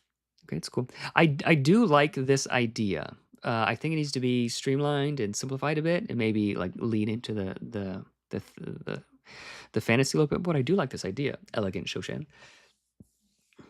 Still, when a creature hit by bolt dies, you may use bolt again for free. I'd be careful about that. Rather than like bolt is an attack, right? Yeah, it's an attack. When a creature hit by bolt dies, another one is just struck by lightning for 10 damage. Like something that just happens. You don't have to like roll more dice and do all these other things, because that might trigger another thing, which triggers another thing, which triggers another thing, right? So you want to avoid that. Shocking talents, silence the storm. As a stormblade, you may choose a shock. This is a stormblade subclass. I mean, this could just be a regular subclass. This could just be a regular subclass. Stormblade may choose a shocking talent in place of an underhand ability. Whenever you spend a night inside the rivers of storm during a safe rest, you may. Okay. Okay. So after this one, I'm not going to read any more of the story-based subclasses. They're just a bit long. I'd like to get through more of them. You can charge your daggers to tug at a small metal object. Okay, lightning rod. You plant a dagger on a surface within reach. That's kind of cool. You gain access to 1 wind. Like, why couldn't they do that already from bolt? Doesn't that let them? Well, yeah, like they could just do that already, right? Easy breezy. Gain access to 1 wind utility spell. You gain access to 1 lightning utility spell. Okay, so I would just make this not a this could just not be a story-based subclass, and it could just be like, you know, I'm a cheat that does like lightning things like that. That's kind of cool. I like that. You just leave the spells alone. We don't need to tack all that stuff on. We probably don't need all these additional things. Maybe take like the coolest 1 ability that you think people would take and just add it to like one of these things here. If you feel like that, that would be cool. Evoker of Surges, Rafford. Let's do it. Invoker. Okay, fluxing forces while charged. If you gain charged again, become supercharged. Okay, all right. Was Brown, when you cast a spell, you may perform a supercharged action, ending the condition. Okay. A whammy. Okay, so Rayford, is this like a lightning focused? This looks like a lightning focused mage, and you guys, when you're doing this, like it might be helpful to say like lightning focused mage, just so I know like what in the world you're going for. So that kind of thing would be helpful, just to have like a help me to focus on what's going on. Fluxing forces. Flexing forces. I don't know if I like that. When you cast a spell, you may also okay. Using any effect that ends supercharged will also end charged. We could probably tighten that up. Okay, I like the idea. Regular mages get charged. We can be super duper charged. I like that. Voltaic spells. Whenever you deal damage with a tiered spell, you may take key lightning damage, adding d8 to the spell's result. Ooh, okay. So put your optimizer hat on. I'm going to have one of my key stats 0 or -2, so that whenever I deal damage with tiered spell, I can regain 2 hit points in order to always deal a d8 to the spell's result. Okay, so that's the optimizer. Just putting on your regular person hat. I can just have my key stat just be 0 and always do this, or just like a more a less of a more common person might say that like, oh, I'm being punished for increasing my intelligence. That doesn't feel good. So rather than take key lightning damage, maybe it's like you can whenever you deal damage. I would say whenever you cast a tiered spell, you can take say 4 lightning damage to add a d8 to it. Like that's easy. So that you're not punished for increasing your stats. Like that doesn't make sense. Um, and then maybe as you level up, you can add like 2d8 or 3d8.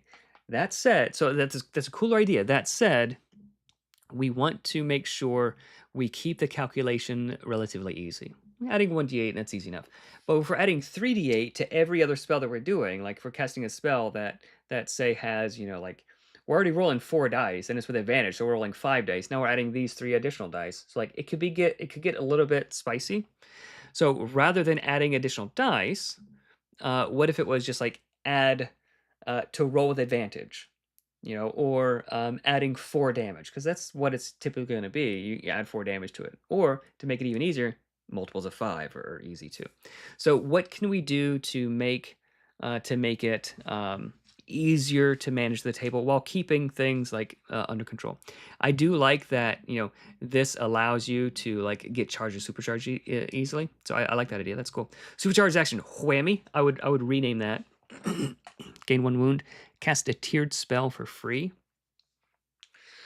That is spicy. Cast a tiered spell for free. And I like that it's not only a lightning spell. You know what this guy needs? This guy needs level 3. Choose one non-lightning spell you know, fire or ice. Change its damage type to lightning. So like this guy can focus on the lightning school, but like they can still do like other thing. Like they can like pick, some not that exactly, but like something like that to where like everybody else gets like 30 spells or like 24 spells. But I only get like, just these. So something to where like it's simpler, it's narrower but deeper. Right? Something like that maybe. Lightning step. So gain supercharged action. So you have to have. So if you have taken lightning damage twice in this encounter, you can gain a wound. It feels very lightningy. To cast a tiered spell for free. I kind of like it. That's spicy. And that means it costs no actions and no mana. So we might want to clarify it probably should still cost either one of the two.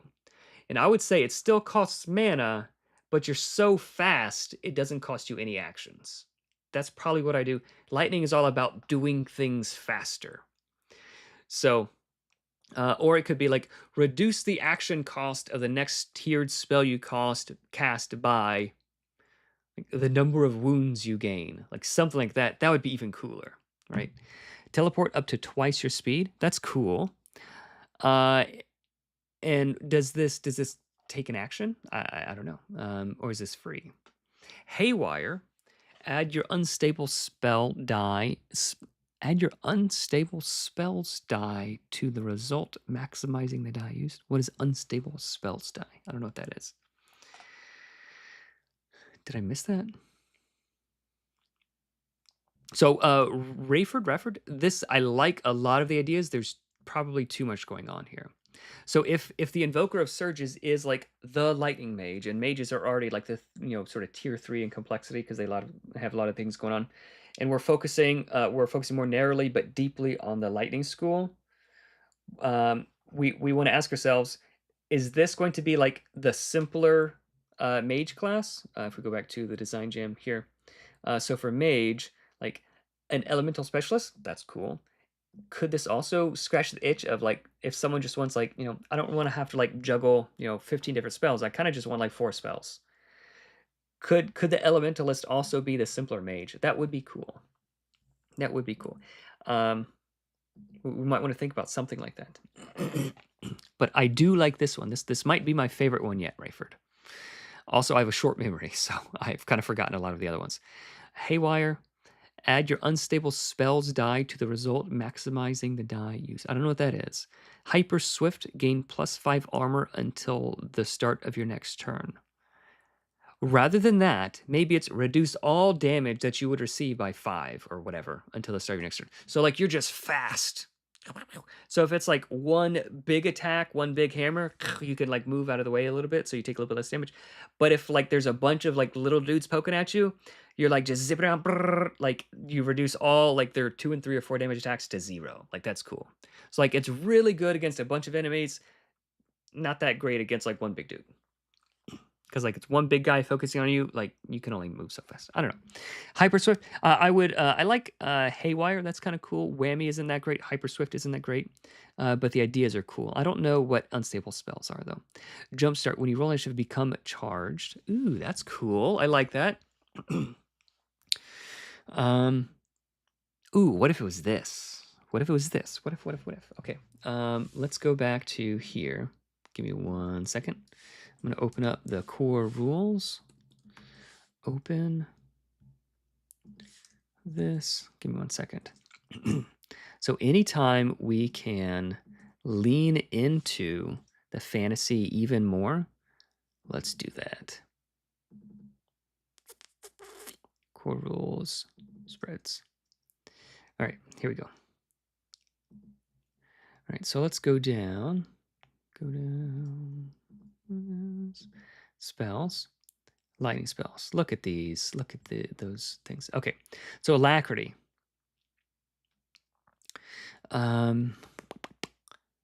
Defend for free after damage is dealt. You gain the charge condition and then double art anyway. I was thinking of I don't have just the published version of Nimble in my head. I have all of the initial versions of Nimble in my head. So initially, I think Alacrity was you cast it when you roll initiative to increase your initiative. So that's what I was thinking of. So no, strike that. My idea won't work. But what if Jumpstart was when you roll initiative? So there's 2 ways we could do this if we want to lead into it. When you roll initiative, if you start combat with 1 action, start combat supercharged. If you start combat with 2 or more actions, start combat. Or if you start combat with 2 actions, you start combat charged.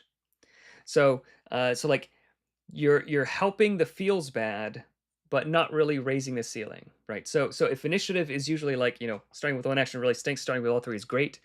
So you're raising the floor, which is pretty cool. Alternatively, you could say if you start combat with all 3 actions, you start combat supercharged. So you're raising the ceiling, right? If you start combat with 1 action, start charged. If you start combat with 1, sucks to be you. So a couple of different ways you could do that, but rather than you roll initiative to become charged, that's sort of like that. That's plain, right? But having this variability, like, ooh, I don't know exactly how it's going to start, and what I'm going to do on my first turn really depends on like what I roll for initiative, right? The variability. So if combat always starts exactly the same way, then like it's sort of like World of Warcraft. Like there's a rotation, like a quote unquote rotation that you do. Like you always do this attack, then this attack, then this attack. When someone gets me, then I do this to this to this. So like it's not really a thing you think about. You just do a rotation. You move out of the fire and you just do your rotation. Like that's a little bit boring, right? But if there is this like I don't like if I roll high on initiative, then I can do this. But if I roll low initiative, I will get one action, but I'm supercharged and like this and this. Like so, like the ideas are a lot more interesting. Um, Let me show you an example. So for the artificer gets this mana blade, right? Um, so I'm not going to explain like all of what the mana blade does, but initially, like the mana blade just did like flat damage, like does 10 damage per thing that you do, and like in my head, like that felt really cool. Like, oh man, you just do like 10, 20, 30, 50 damage, right? But in playtesting, it was actually like a bit boring just doing 30 damage, because like this was something that happened a lot. So like that variability that I'm not sure how much I'm going to do, or I'm not sure what's going to happen, is like a substantial part of the fun. Okay, so rather than like leaning toward the mean or the average, if we can sort of push it this way, then that can make the thing a lot more fun. So rather than get this thing for free, or get this really good thing sometimes, right? All right, Elemental Surge also restores. So like this mage, they might want to have like a negative dex, or they might want to have something like. So you got to be careful about it, because like if it's too good, then like, all right, I start combat with my legs tied all the time. GM, can I roll initiative with disadvantage? Like, like I always start combat with my eyes closed. Like, so I'm surprised. Can I roll with disadvantage? So you do have to be careful about that kind of thing. So we should word it like carefully to avoid that kind of weird stuff. Unstable spells. So what is unstable spells? I don't know what that is. Lingering charge. After using a supercharged action, you're still considered charge for the rest of the round. Okay. Unstable spells. I don't know what that is. Lightning mastery. You may. Oh, unstable spells. Is this it? Voltaic spells? I think that's what that is. Maybe we just renamed it.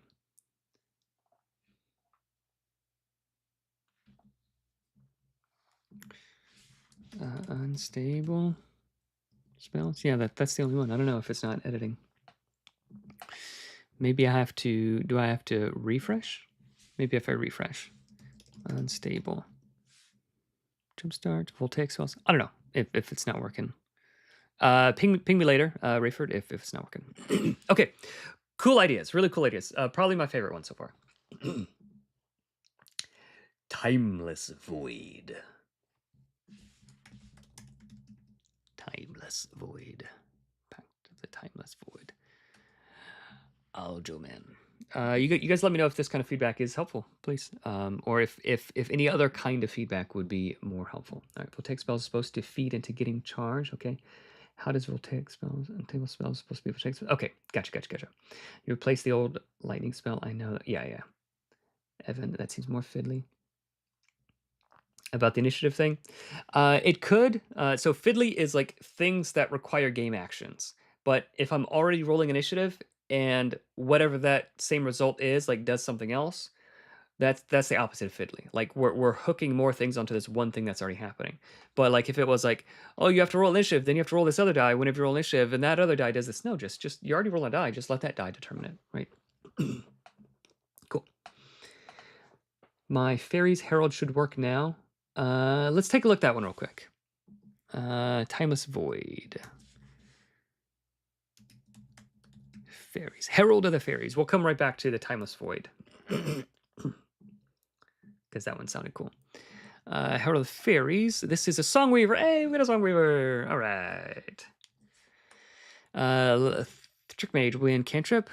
Oh, they just get a new cantrip. Cause one of these effects for up to 1 minute. Range 12. Oh, there it is. A toot smell, a tickling sensation, a sour taste, a frightening facial distortion. So this is cute. Probably not good enough to like. Probably not good enough. Like this could be like a flavor thing. So like some of the classes have like a flavor. Not that. Heroes. So like this, like Alright, so this is like the real thing. This tool is a scoundrel kit, but sweet talk is sort of like their flavor thing. You know, like it's fine, but it's like it's not like gonna really move the needle a whole lot. So this the fart noise cantrip could be that, but I'd like to see something else here. A Merrymaker, learn a utility spell from the Fire School. Pyrotechnics. Probably not that. Like they can already choose the Fire School and learn fire utilities cantrips. Maybe just come up with a cool fire spell or fire ability or some tricky ability that's not related to fire. I don't know. Entertain the fairies. Once per field rest, entertain the fairies and gain influence tiny firecrackers. I don't know what that means. Fairy friend once per counter. Summon a fairy with song until the fairy gets bored. I like that flavor. When an attack against you misses, roll on the prank table.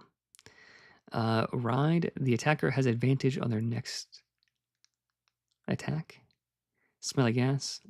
Okay, so this is a bit of a chaos songweaver. The attacker is poisoned for 1 round. Sneezing powder. The attacker's dazed for 1 round. Trip. The attacker makes a DC 14 dex save on success. So I would not have. Okay. So fairy friend action. Summon a fairy friend.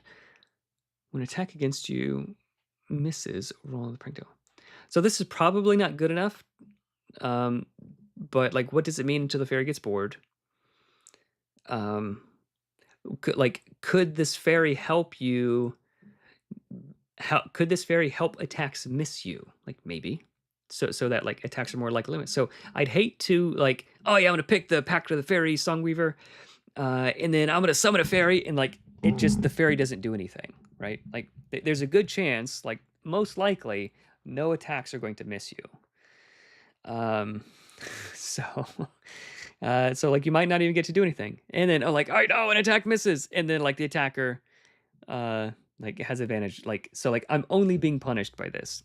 Like there's a pretty good chance where like nothing good could happen. So like level 3, I didn't really get anything. I can make people stink. This one I don't know what this does. And then this one, like I could give my enemies advantage on attacks against me. So it's fine to have like negative things like that if it's balanced out by something so cool on the other end that this cool thing would be too cool if it were not balanced by this negative thing. Like rolling a 20 on the chaos table is so cool that it's worth the chance of rolling a 1. But the Chaos Mage does have some ways to like tweak things in their favor. So either like make the fairy more powerful. You can also remove this, or just like you gain riding against the attacker. Like make it all a good thing. That said, they're already attacking you. Now we have to do another game action. If it's fun enough and it doesn't slow the game down, then it can happen. Okay. So the Chaos Mage, when he attacks and something happens, the GM gets to roll on the Chaos table and tell him what happened. So like they're both sort of resolving things at the same time. Just like when the GM attacks one of the heroes, the hero can decide amongst themselves. The hero can decide without bothering the GM, like I'm gonna block, I'm gonna defend, or I'm not. No, I'll take the damage. Or not. So like the two things can happen concurrently, so it's not really slowing the game down. So the GM is attacking you, and then you're rolling the D4. That could be fine. That could be fine. I don't know. I'd have to think about this, but I definitely would not have this one. So you're rolling. So the GM is rolling to see if anything happens. Now you're rolling to see if anything happens. Now the GM is rolling again to see if the thing that happens, right? So definitely remove the deck save from this. Level 15 Troubadour. I'd come up with a different name, more fairy name. Once per round reaction, when a creature you can see casts a spell, play energetically and roll a d20. Minus wool or plus wool, your choice, on the chaos table on the caster's behalf. I wouldn't do that. A lot of when a creature you can see casts. So creatures don't really cast spells. I mean, like your allies would. I wouldn't want to evoke the chaos table for this subclass. I do like the vibes of like silly, silliness and like all this kind of stuff. But mechanically, I think it could use a little bit of work. Keep cooking on it. Keep cooking on it. All right, let's go back to The timeless void. Hope that was helpful.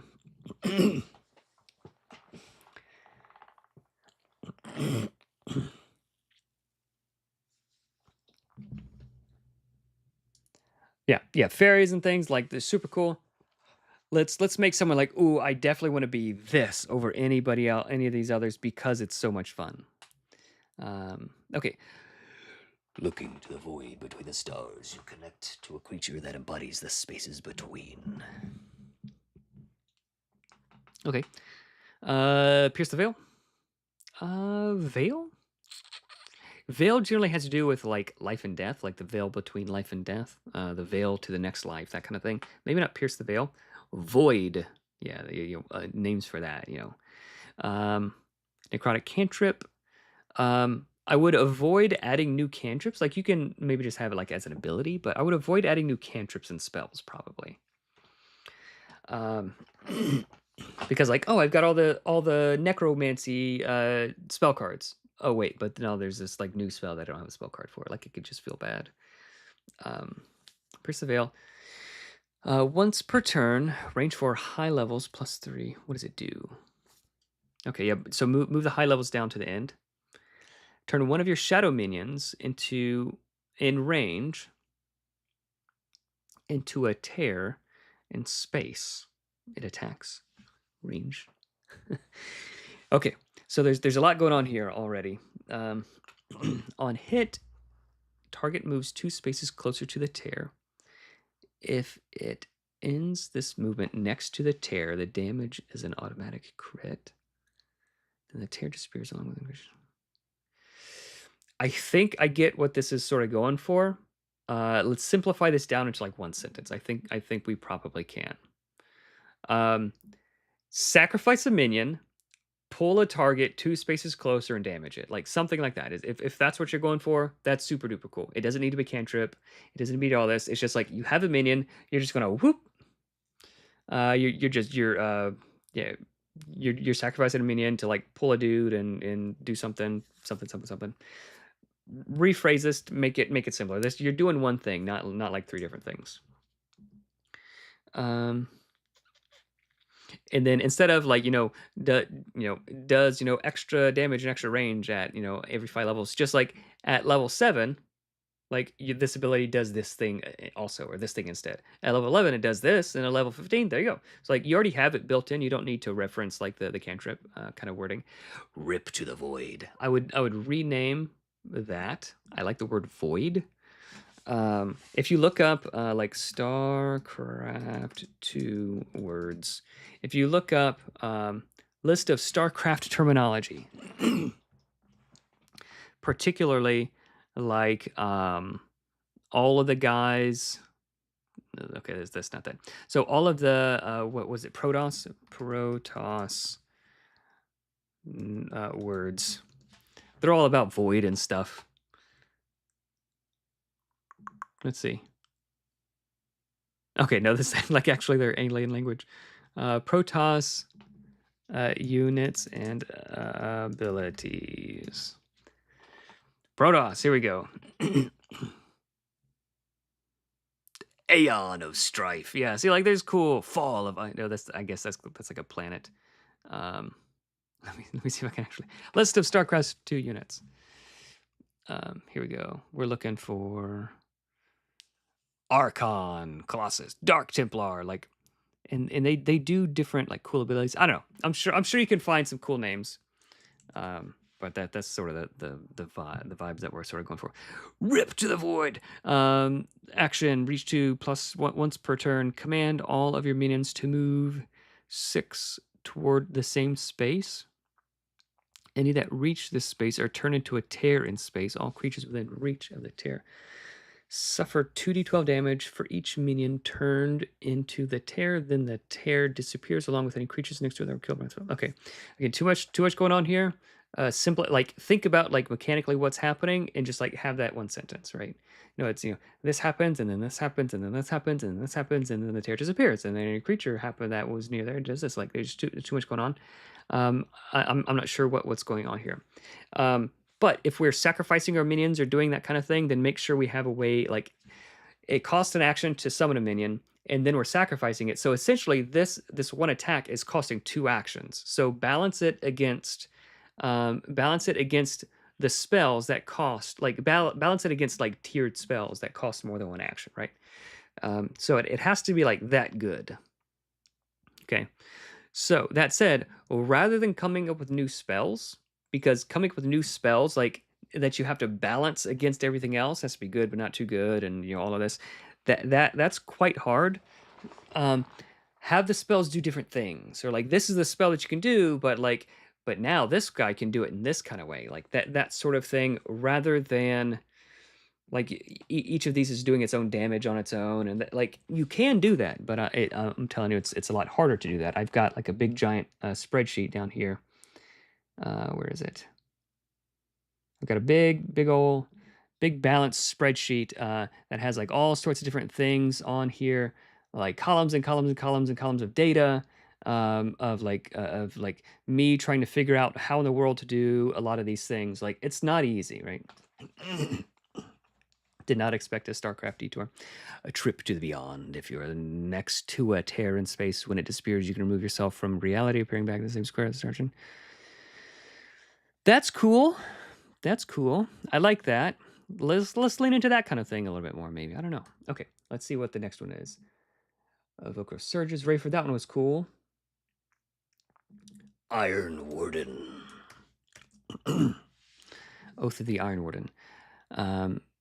Ericus. More than a wall of iron, the Iron Warden transforms pain into protection, enduring, so others do not have to. Level 3 features of Iron Bulwark.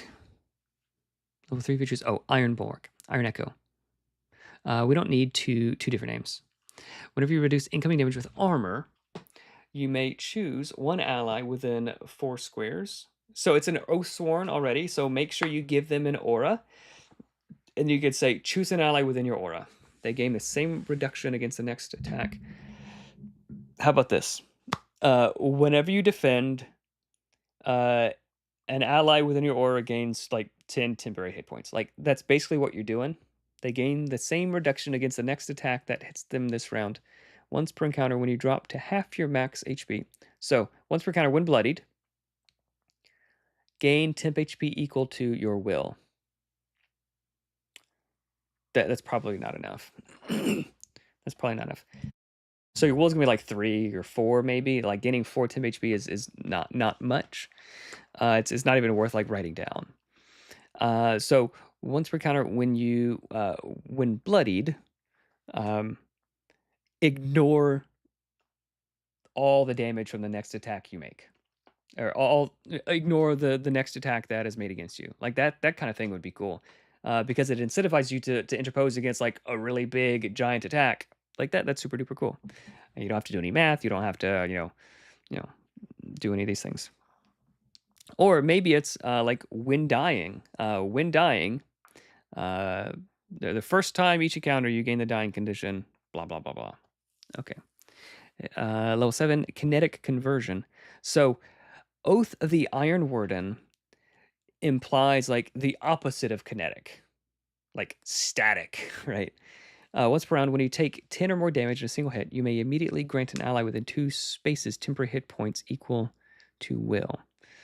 That's probably not good enough, and it doesn't make sense why, like me, I'm strong and iron and this and that, like my armor should be high and whatever, but now I want to take damage. And then when I take damage, other people get temp HP, but they have to be really close to me within 2 spaces. If there were, and then they gain just like a tiny bit of temp HP. Yeah, I don't know. It's probably not good enough. Steel Resonance once per encounter. When an enemy hits you with a melee attack, you may unleash a shockwave. Now we're cooking. Steel Resonance. Yeah, boom. Like if you ever had like a metal pole or something, you hit it with something, or like a stick, you hit it against a tree, and like, ow, it hurts my hands. Shockwave, reshoot dealing level plus will damage to enemies and healing allies in that same healing enemies. Okay. That's kind of cool. Now we're starting to cook. Yeah, that's a good one. Once per counter, you can deal a bunch of damage to the bad guys and heal enemies. I like that it doesn't include a roll. Like you just know how much. Like everybody, you all heal 11. That guy takes 11. That's cool. What if it wasn't like once per counter? What if it was like something else? Like this seems like a cool thing to be doing. I don't know. I don't know. Why would you only release the shockwave once?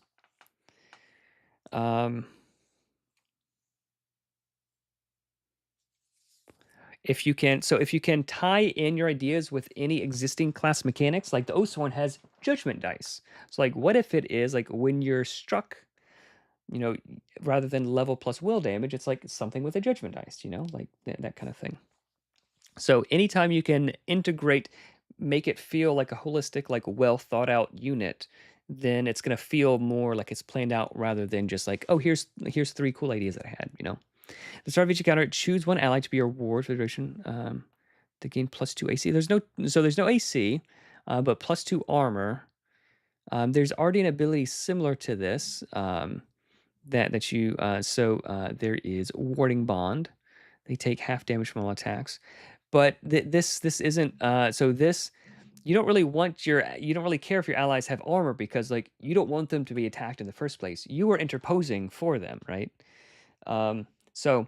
Let's make sure that things are like the shepherd might want to give their allies armor, but the berserker doesn't care about that. The cheat doesn't care about that. The oathsworn doesn't care about that. Oathsworn, like the cheat, like doesn't care because he's gonna get out of there when allies are getting hit. Like, all right, see ya. Berserker, like he doesn't care. He's just like busy in the corner, like smacking dudes. The oathsworn doesn't care about allies' armor because like my allies should not be getting hit, right? So think about the flavor of the class. Like if this is the Iron Warden, like he should be like nigh impenetrable. Whenever you defend, gain temp HP equal to your armor instead. Like that would do a lot to like a lot of people have been asking like, oh man, it feels so bad to like I've got like 20 armor and I defend against like an attack that deals 5 damage, like, but I've still got like 15 armor left, and like the next guy that attacks me, like it's like maybe this guy or like something like this is the answer to that. Like, all right, like you want something like that, like this guy is good at that. Like he doesn't just like he is armor, right? Let's really lean into it. Anytime you see on the Discord channel like, oh man, I wish there was a class that could do this, or I wish it had like this mechanic or that mechanic. We don't need to change all of the rules and all the mechanics for Nimble. We could just add like that as a cool ability that like this one special subclass gets, right? Berserker, Path of the Deep Breath. Huh. Okay. Deep breath. Okay.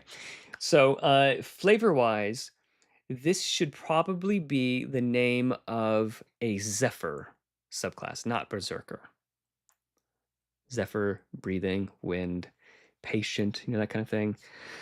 Berserker is not worried about is how he's breathing, okay? Years of therapy taught you how to...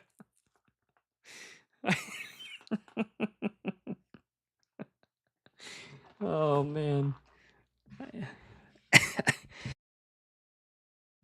All right, is this a joke one?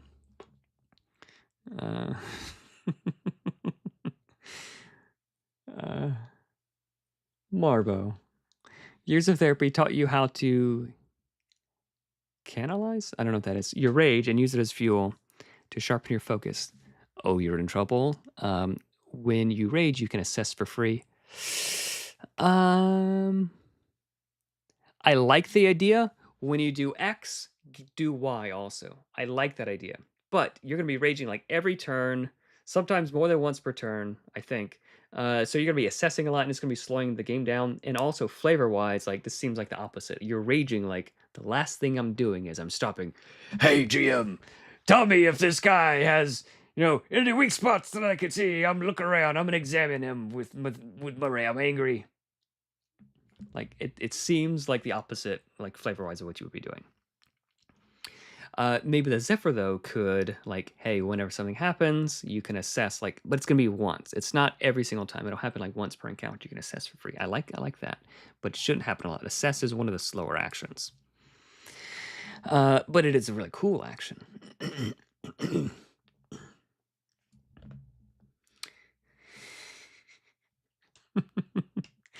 Brutal reflexes. When you have the maximum, while at max fury dice, you can use the same reaction multiple times per round. No. I would not do that. That would I would be that would both be OP and underpowered. I think I'm not sure.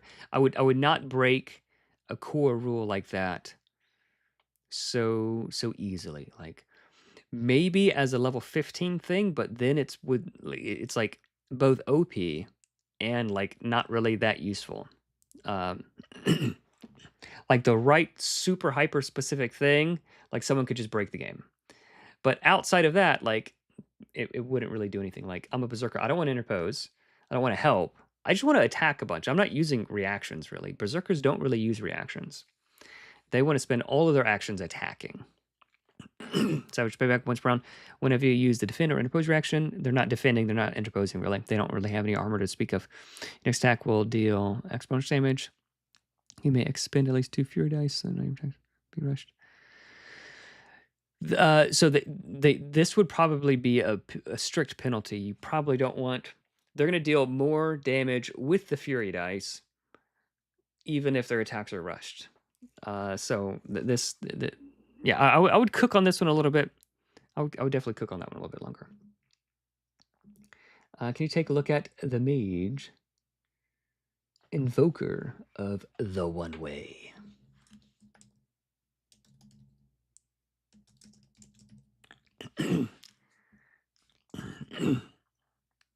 Okay, sacrifice breadth for depth. Okay, sacrifice a school of magic you know spells from and recalculate your maximum mana pool as if your int was 1 higher.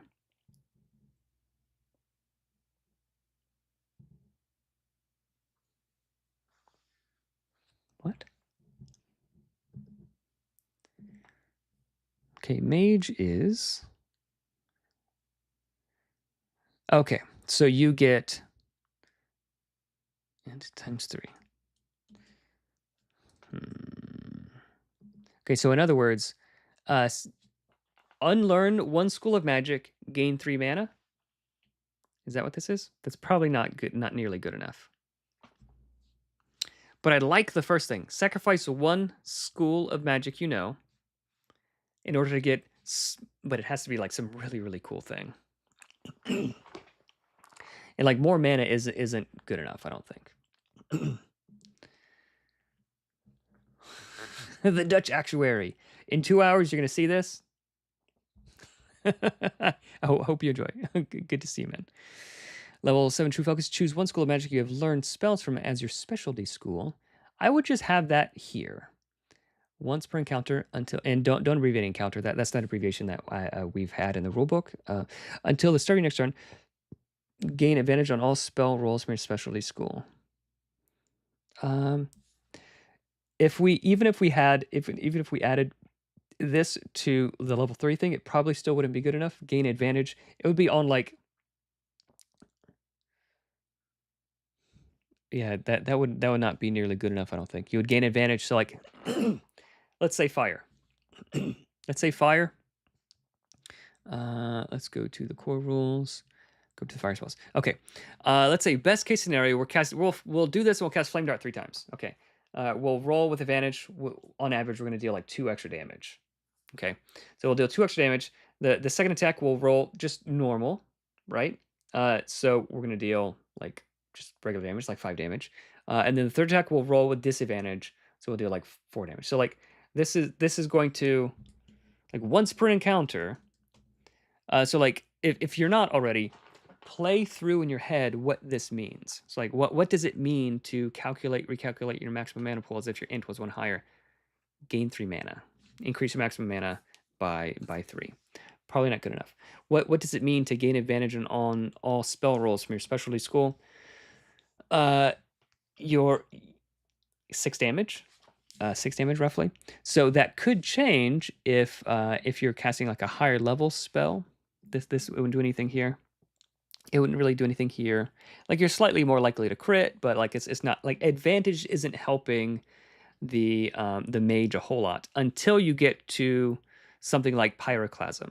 Like rolling that with advantage would deal like a little bit more damage, but not a lot more damage. For other spell schools like Glacier Strike, so like these spells that use like D66 or D88, it's gonna really move the needle then, but it's still only gonna be like 10 or 20 more damage, right, on average. So this feature isn't doing enough. I like the idea of spells that you cast from this school do something additional cool. I like that idea, but the implementation here isn't that great. Esoteric Understanding, it's a cool name.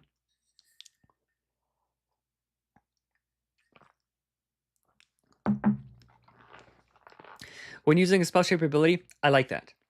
So what if this casting spells from your specialized school or whatever, you can choose one spell shaper ability for free, or you could cost spell shaper abilities cost 1 less mana from this. Like you're specialized in that school, so you should be able to like morph and do that thing like easier, better. Like like you're a magic, you're a fire master. Like you should be able to like make it long range or this or that like more easily. It shouldn't cost you as much effort, right?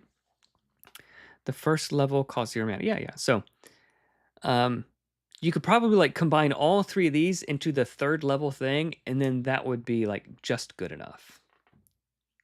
Something like that. You have advantage whenever you upcast or use a spell shaper ability on a spell from your specialty school. You have advantage whenever. Okay, so what I would do is I would probably like roll all 3 of these or something like that into this one, and then level 7, choose one spell from a non. So we don't need to like sacrifice the School of Magic. Well, you could if you want to. I don't know. That would simplify things. Choose one spell from your non-specialty school and treat it as though if it was, right? So that like you can branch out a little bit, but you're still a specialist. Master Shaper, you have advantage whenever you upcast or use a spell shaper ability on a spell from a special. Okay, yeah, so cool idea. I like sacrificing breadth for depth. That is a cool thing. We need to make sure it's strong enough and interesting enough for people to pick. I hope that's helpful. This was Invoker of the One Way. Path of the Deep Breath. Way of Harvest. Let's get some harvest. And I'm gonna do just a couple more, I think, and then we'll call it since it's been a couple of hours. We'll do another one of these most likely. Way of Harvest. Zephyr. Ooh, all right. Rips appendages from foes and turns them into potions. Okay. So, give me 1 second.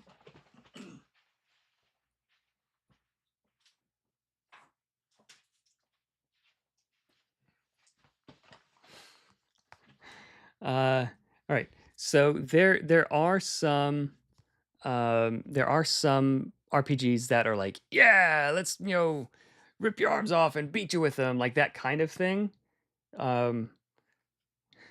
Nimble is not really one of those kinds of games, so maybe reflavor just a little bit. This is a high fantasy game, so turning your foes into potions. We could just reflavor it a little bit. I thought this was gonna be like a nice, like, oh yeah, it's harvest time, not like you're harvesting people. Like I didn't know it was gonna be Soylent Green. Okay, maybe the mechanics are a little bit less crazy.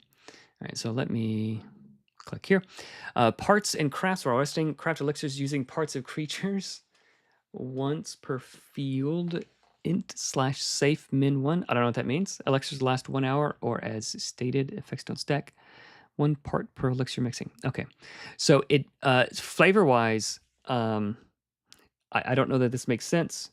The Zephyr is strength and dex based. The other way around, dex and strength based. I don't know that they out of any class, they would probably be the least likely to do anything with potions or elixirs or crafting. They're like the opposite of that, I think.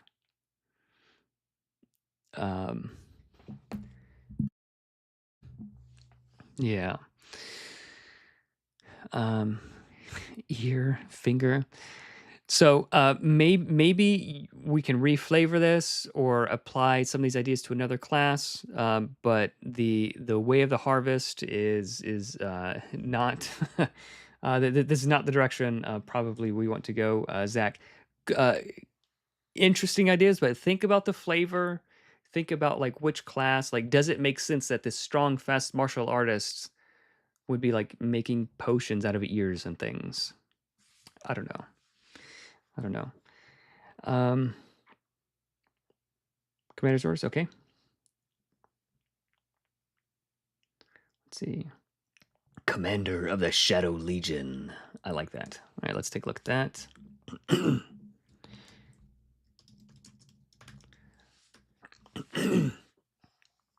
Under his command, even shadows follow orders. Ooh, is this kind of a what was that guy from Naruto who Naruto shadow guy? What was that guy's name? This guy, Shikamaru. Yeah. Is that this guy? Commander of the Shadow Legion, Shadow Knight. Shadow Knight is a physical manifestation of your will, appearing as a dark silhouette. It occupies space. It functions like a minion, but does not have its own attacks and move. Instead, any attack it makes uses your weapon in your statistics. So I wouldn't say it functions like a minion then. So shadows shouldn't occupy spaces. Shadow Knight is a physical manifestation of your will, appearing as a dark silhouette.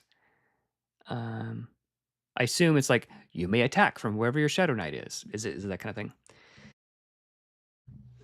Have shadows. Whenever you use Commander's orders, you can summon one Shadow Knight in an unoccupied space within 6 spaces. Within reach 6. You may make weapon attacks as if you were in your shadow space. You can summon a max of int or level minions this way, whichever lower. Shadow Strike, when you use a combat tactic, your Shadow Knight can immediately make a weapon attack. Be careful about adding extra attacks. Make the attacks that you currently have better or cooler.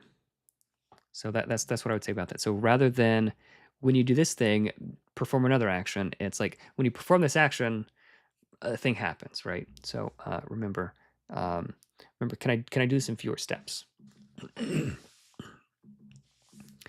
Okay, Legion's Assault. When you use Coordinated Strike to summon a Shadow Knight, that Shadow Knight, you just say it, can immediately make one weapon attack. Yeah, be very careful about like extra attacks. March your Shadows immediately before your Shadow Knight makes an attack. You may move it up to half your speed. Weird Legion, when you summon Shadow Knight, you may summon 2 at once. I see that, so cool ideas, but I see this one really bogging combat down. So if a normal commander would take up like this much time, this commander is going to take up like this much time, like 2 or 3 times. This is going to take just much longer to do. And then also, can these minions die? Like, can they be attacked and like just be killed? In that case, like the GM can just like ruin your fun. Yeah. I would think about this. I like the idea. Like what's the, isn't there like Shadow Knight or Echo Knight? That's a 5e thing. That's one of the cooler 5e things. It's a little bit busted. It can do like crazy things. That's cool. Like where you can like strike from different places and do different things. And I like how you've integrated like commander's orders and combat tactics with it. But I think making extra attacks is not the way to go with this. It should be something else. If it's a shadow, it shouldn't occupy space. Maybe like you can put your shadow under an enemy or under an ally and like they can do another thing, right? Something like that. Like you can control like wherever your shadow is, like you can control, like, I don't know. Like normally when you coordinate strike, it's you and an ally, but you can also like go put your shadow underneath like another ally, and like all 3 of you guys can coordinate a strike because like your shadow is like controlling them. Like, I don't know, something like that. I don't know. Let's see. Come here, Shadow Legion, Hunter, Keeper of the Skyline. Okay, we'll just do a couple more. You guys feel free to at me again if I have skipped yours. Keeper of the Skyline. I'll go a little bit more quickly. I'll try to get through all of them that have been pinged. Up we go. You are completely obscured and successfully hide. You may move straight up or down by half your speed in one space. You may hidden. Okay. So in the creator's kit, there is. I would be very careful about. Where is it? Avoid kiting monsters, so monsters that constantly run away, and then flying. So flying monsters, and this is what apply to heroes do. Flying monsters are notorious for this kind of mechanic. Flying also adds a third dimension that can be hard to physically portray at the table, right? So I'd be very, very careful. I haven't read the whole thing yet, but I'd be very, very careful about regularly having a permanent feature of like I can go up, right? If completely obscured and you successfully hide, you may move straight up or down by half your movement speed and one space in any direction. How? Like, can this guy fly? Like it still does have to make sense. So like you're at the bottom of a pit, in an unclimbable pit, and the walls are slippery, and like as long as nobody can see you, you can just like just straight up. You may see completely obscured in a crowd of people, including from the crowd itself. That's cool. 3-point landing. You take fall damage. It's as if you fell 2 fewer spaces. That's cool. Whenever you would roll fall damage, roll 2d6 less. That's a little bit easier to calculate, perhaps.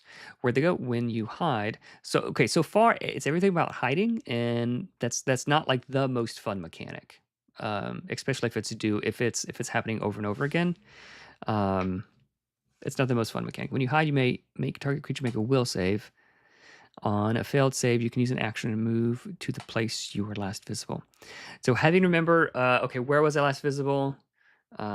This guy making a will save, and I have to be hidden,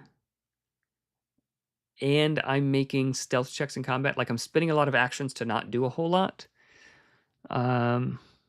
This probably isn't going to be the most fun thing to play at the table. It's a cool idea, like, oh, where'd they go, like that kind of thing. But without some reason for me to be hiding all the time, it probably doesn't. It's probably not going to be used a whole lot. It's just someone picks this, they're just like, oh, like I don't really get to do anything fun. Like I could move there, but I could have just walked there with all those actions. By the time I hid, and moved, and I was somewhere else, I could have just moved back to where I was.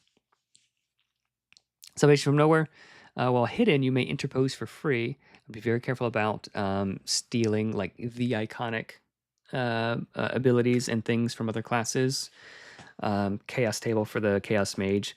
Oathsworn's interposing for free, like that kind of thing. That is like their thing. So I would definitely not do that.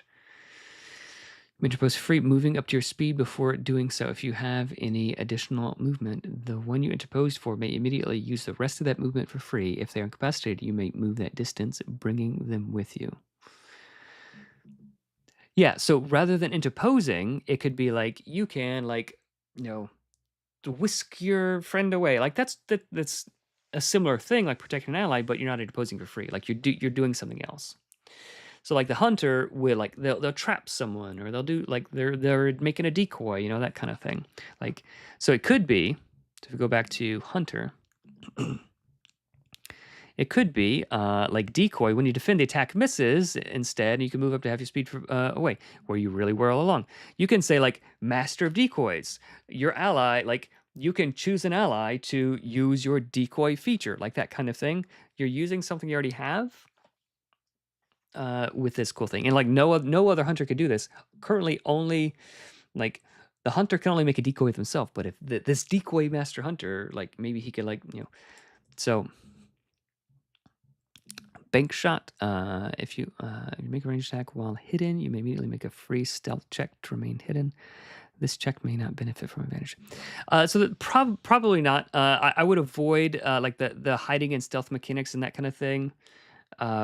It just brings up a lot of weird questions, like is the GM going to like spend all of their monsters actions like looking for you and like walking around and like, oh, I could see where you are on the board, and like we all know above the table where everything is and where you are, but like I have to play along. It's sort of the same problem with like illusion magic that 5e has. Like the DM there has to like play along, and a lot of times they just won't. And like it's very DM dependent how good this is. Herald of the Jest. Laughing Stock. When you cast Vicious Mockery on a creature and you crit, it will. When your Vicious Mockery crits, it takes plus int psychic damage from NA. Okay. When you crit with Vicious Mockery, allies deal plus int damage to that creature this round. I would say it that way. That's a cool that's a cool thing. I like that. And you could even say ignoring armor, since it's like, laughing, psychic damage, that kind of thing. So if you have like 3 int, but it's against like a medium or heavy armored guy, they're still taking like that 3 extra damage. So like this would combo really well. And it's so like, this is like cool. I like this one. Initiate Goblin 6. This one is cool because I can already see like, like a Zephyr is really going to like this, right? Because they're going to be making a lot of attacks, and every attack they get is adding this bonus, and it's like ignoring armor, and so I this is cool teamwork stuff. I like that. Infectious laughter, excuse me. They say laughter is good medicine. You weave your witty. So we don't need flavor in the ability. It just makes the ability longer. When you inspire an ally, it heals them and any other ally within reach 2 of them plus 2 hit points. When you inspire an ally. So check and see how much healing. So let's take a look at the core rules. So heal is 1d6. So 1d6 plus key. That is worth, like 6 hit points, let's just say. Healing 6 hit points worth of damage is roughly worth an action and a mana. Okay, so if we go to our Song Weaver, and we can inspire like a limited number of times per rest, right? So when you inspire an ally, it heals them and any other ally within reach 2 of them plus 2. So rather than saying, okay, you and you and you, like all of you gain 2 hit points. So all of them have to stop, erase whatever hit points they have, and then write it. So we have like 3 or 4 people like performing a game action, and it's a really like 2 hit points. This is basically nothing. Rather than that, let's have one person perform one meaningful game action. You gain a bunch of hit points. Right? That would be cool. Yeah, so whenever you heal, your Songweaver's Inspiration also heals for 10 hit points or something. Something like that. Or if you want, you could just say grants 10 temporary hit points. Right? So they're like temporarily, effervesced and happy and like that kind of thing. That'd be kind of cool. So rather than me making 3 guys do like this thing that takes a little bit, but it's really almost insignificant, it's almost meaningless. It's like, oh, gain 1 hit point, gain 2 hit point. Have one person do a big thing that'll feel better, and it'll play quicker. 11th Knee Slapper. Knee Slapper. You tell a witticism that makes your enemies go mad with laughter. All enemy creatures. So, enemies within reach 4 make a will save. We don't need to say DC is your spell save. We already that's already assumed. Or begin laughing uncontrollably for 1 minute while at disadvantage on attack rolls until they save. Once per safe rest. This one is probably way too many game actions. Just way too many things. So like if there's a video game, you could do that easily, because the video game is tracking like who's laughing. So that this could be a ton of people making will saves, a ton of people laughing, and different ones are saving or failing, and the GM has to track all of that, and they're all laughing, and they're like, oh, this one has a disadvantage, this one didn't. No, that one saved last time. I'm gonna spin an action to make the save again instead of attacking, and like there's just a lot going on with this, and this is gonna be a lot for the GM to keep track of. So can we do like a Tasha's Hideous Laughter kind of thing to one enemy. That might be a little bit better. Or if it's going to be an AoE, it's like really powerful, but for one round, right? Like, or until they take damage, or like something like that. Like they're rolling around the ground, they're prone, laughing, right? That sort of thing. But if they take damage, it ends early, right? So it's a crowd control, or I don't know, like pick a lane. Let's don't have the GM. Like I'd hate to give the GM like additional 7 things to track from this one ability, and it's once per safe rest. And let's do it when you're once per encounter. Perilous Choke. When you use knee slapper, enemies now take damage every round until they save.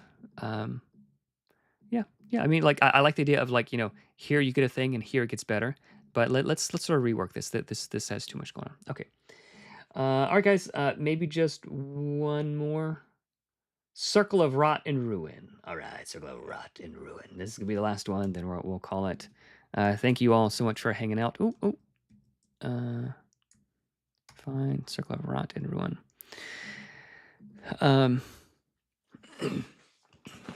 If you don't know already, there is a Discord thing. Where is it? There's a Design Jam Discord thing. So here under Homebrew, there's a Design Jam. You can put all of your notes and thoughts and questions, and people are giving feedback there. And if anybody wants to boil down the notes that I've had and sort of like generalize them, that'd be handy too. I don't know if anybody's been taking notes or not. Circle of Rotten Ruin. I like that name. Good name. That would be like a 5-point name right there. Dire Beast form. Gain the symbiotic bond. Dire Beast form. That's cool. I wouldn't have like this and this and this. Just like pick two of the 3. Transform into a fungal form of your species. I would just say like fungal beast. While transformed, you can speak with plants and have a harmless spore cloud surrounding you. Reach 2. Gain poisonous and the choking spores attack. Choking spores. Turn your spores deadly. All enemies within your spore cloud become slowed and dazed on a failed save. Poison enemies become incapacitated. So rather than once per round, maybe once per encounter, and just eliminate the save, and it just happens. All right, let's. I would probably just do that.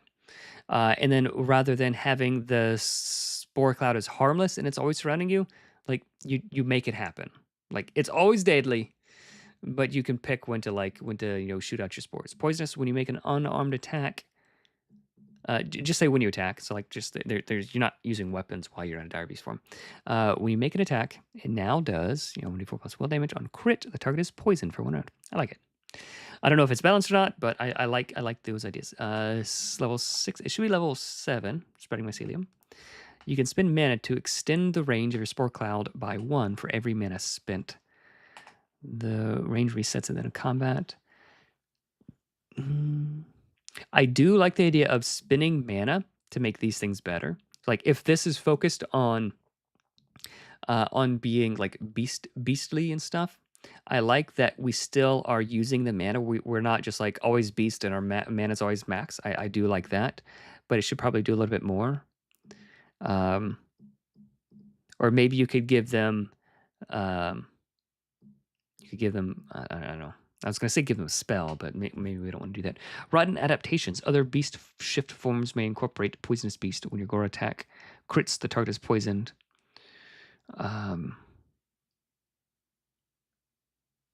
Choking spores. All right, so let me take a look at this. Storm Shifter, Dire Beast. Oh, I see. Okay.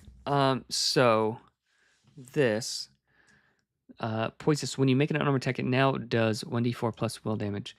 So rather than replacing your attack, let's have it in addition to your attack. Okay. So whenever you crit, because 1d6, 1d4, 1d4. Okay. Whenever you crit, they're also poisoned. That's cool. I like that. So you don't need to replace the damage of an attack because these attacks are already cool and they're already balanced. but like this attack is probably going to be not nearly as strong as you'd want it to be, and you never want to actually use this. It's not going to deal a lot of damage. Okay. And then maybe choking spores could be like when you defend or something like that. Rotten adaptations, your other beast forms may incorporate poisonous beast. When your gore attack crits, the poisonous target is poisoned, slowed, or dazed for 1 round. The Decayed Pack. When Thunderfang misses, you release harmless spores to absorb half the damage. What? You take this damage on this. Okay, you take a little bit less damage. Is that good enough for level 11? I don't know. Your Beast of Nightmares ignores difficult terrain. That's cool. It may not be good enough for all of these. But those are cool starts of ideas. Decaying Burst on crit. I do like how you're incorporating all of these things into the existing class. I do like it. It feels well incorporated. Maybe not strong enough, though. Decaying Burst on crit. Poison attack deals will d6 damage to all enemies within your spore cloud.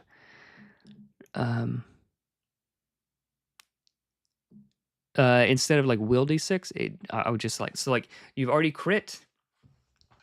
Or it could be like when you crit with your poisonous attack, when you crit, roll an additional d20, like with your crit, because you're already, like when you crit, you're rolling an additional die anyway. So like just add a d20 into there.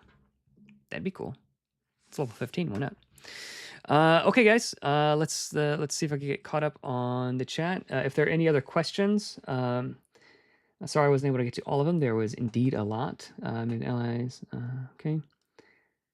Are there any other questions you guys have? I'll hang out here for just another few minutes, I think. See if there's a lot of good advice. Yeah, read the creator's kit. Make sure if you guys haven't, like, oh yeah, I know, like whatever. I don't really.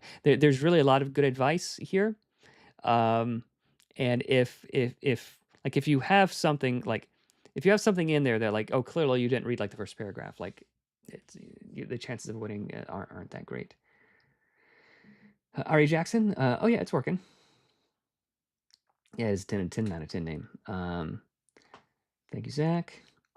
Rotten Ruin, such a fine name. Yep. Happy for Ari. Mushrooms are awesome. We had a subclass in the zine called Blaze and Bloom. That one's cool. I like that.